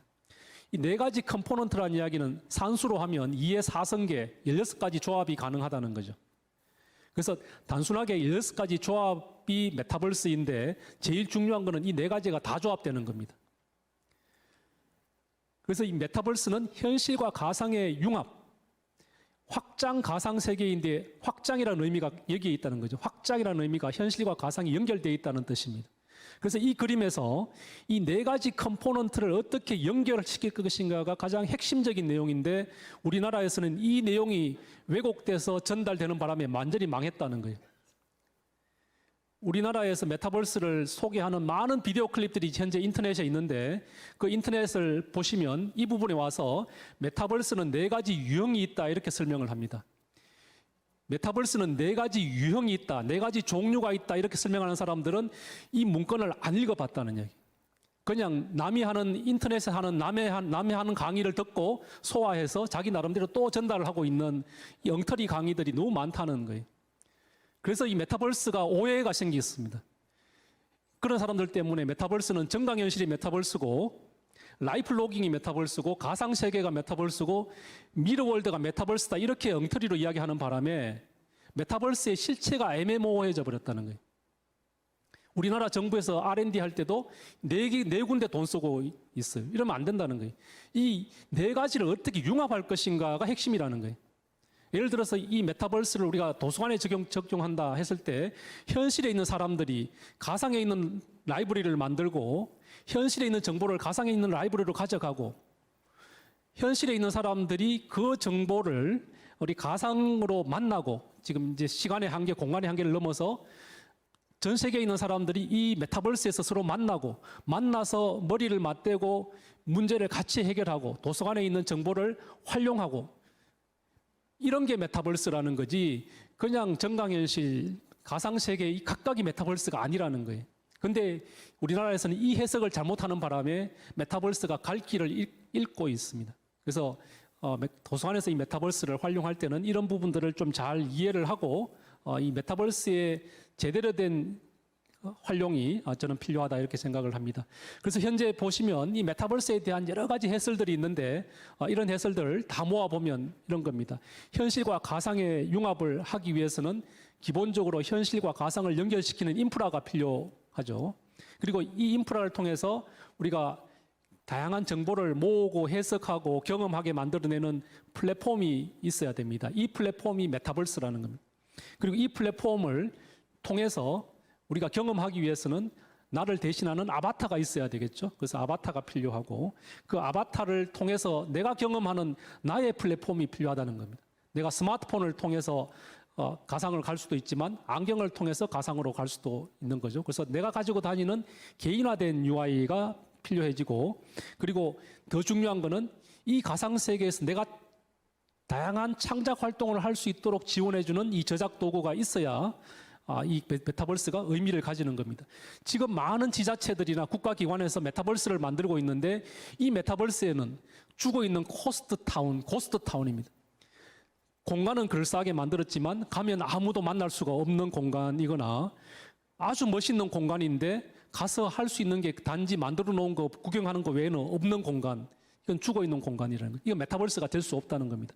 내가 가서 뭔가 활동을 할 수 있는 도구가 같이 가야지 메타버스이고, 로블록스가 성공한 이유는 로블록스에는 6살짜리 아이들도 가서 게임을 만들 수 있는 도구를 만들어 줬기 때문에 그게 성공한 겁니다. 그래서 여기를 잊으면 안 된다는 거고, 더 중요한 거는 이런 활동을 했을 때 만들어지는 가상의 자산을 안정적으로 지속 가능하게 유지시켜주는 경제 시스템이 있어야지 되는 지점. 그리고 더 중요한 거는 각자 만들어내고 있는 다양한 이 메타버스가 고립된 섬이 아니고 서로 연결될 필요가 있다는 겁니다. 우리가 비행기 타면 일본도 가고 중국도 가고 미국도 가는 것처럼 이 메타버스에서도 서로 연결돼서 애플이 만든 메타버스에서 메타가 만든 메타버스로, 삼성전자가 만든 메타버스로 이동하면서 내가 만든 에셋들을 활용할 수 있게 만들어줘야 되는데, 이걸 하려면 표준화가 필요합니다. 당연히 앞에 이야기했던 링크드 오픈 데이터 같은 데이터 표준도 필요하다는 거죠. 그게 없으면 데이터가 호환이 될 수가 없다는 거죠. 그럼 도서관에서 만들어내는 데이터 표준이 앞으로 이 메타버스의 표준을 주도하는데 저는 막대한 역할을 할 수 있지 않을까 생각합니다. 이런 표준에 대한 고민이 가장 많이 돼 있는 데가 저는 도서관 쪽이라고 생각하기 때문에 그렇습니다.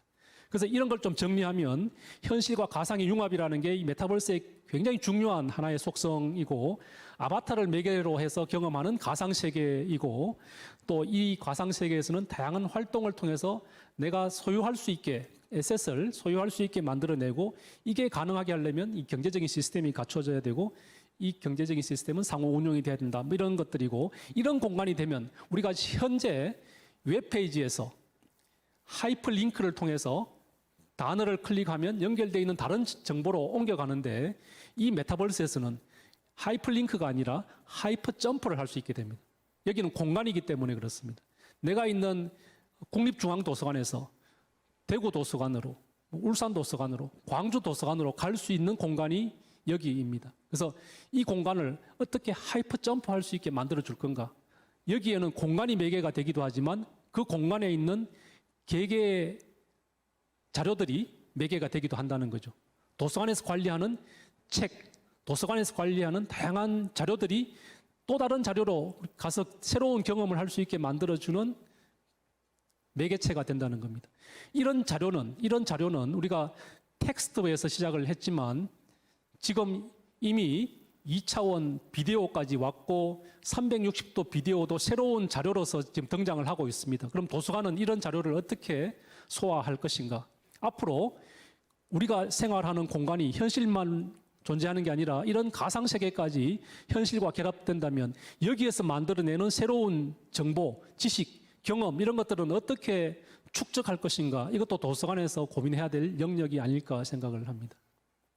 아마 수천 년 전에 도서관에서는 지금처럼 비디오를 어떻게 관리할 건지, 360도 영상을 어떻게 관리할 건지 전혀 고민 안 했을 겁니다. 근데 지금은 기술이 발전했기 때문에 우리는 기술을 통해서 새로운 지식을 만들어내고 있습니다. 이런 지식을 컬렉션하고 또 잘 큐레이션하고 또 이거를 잘 카운터링하기 위해서는 이런 새로운 미디어, 새로운 컨텐츠에 대한 고민들이 같이 가야지만 도서관이 제대로 앞으로 해야 될 역할들을 할 수 있는 거고, 이 도서관에 계시는 분들은 이 새로운 미디어, 새로운 컨텐츠에 대해서 고민을 하셔야 새로운 역할들을 정립해 나갈 수 있지 않을까 저는 생각을 합니다. 제가 더 말씀을 계속 드리고 싶지만 뒤에도 슬라이드가 많이 남아 있긴 하지만 지금 시간이 너무 많이 가고 있는 것 같아서 제가 이 정도로 마무리를 하고 또 질문이 있으시면 대답을 하는 정도로 보완을 하도록 하겠습니다. 예, 고맙습니다.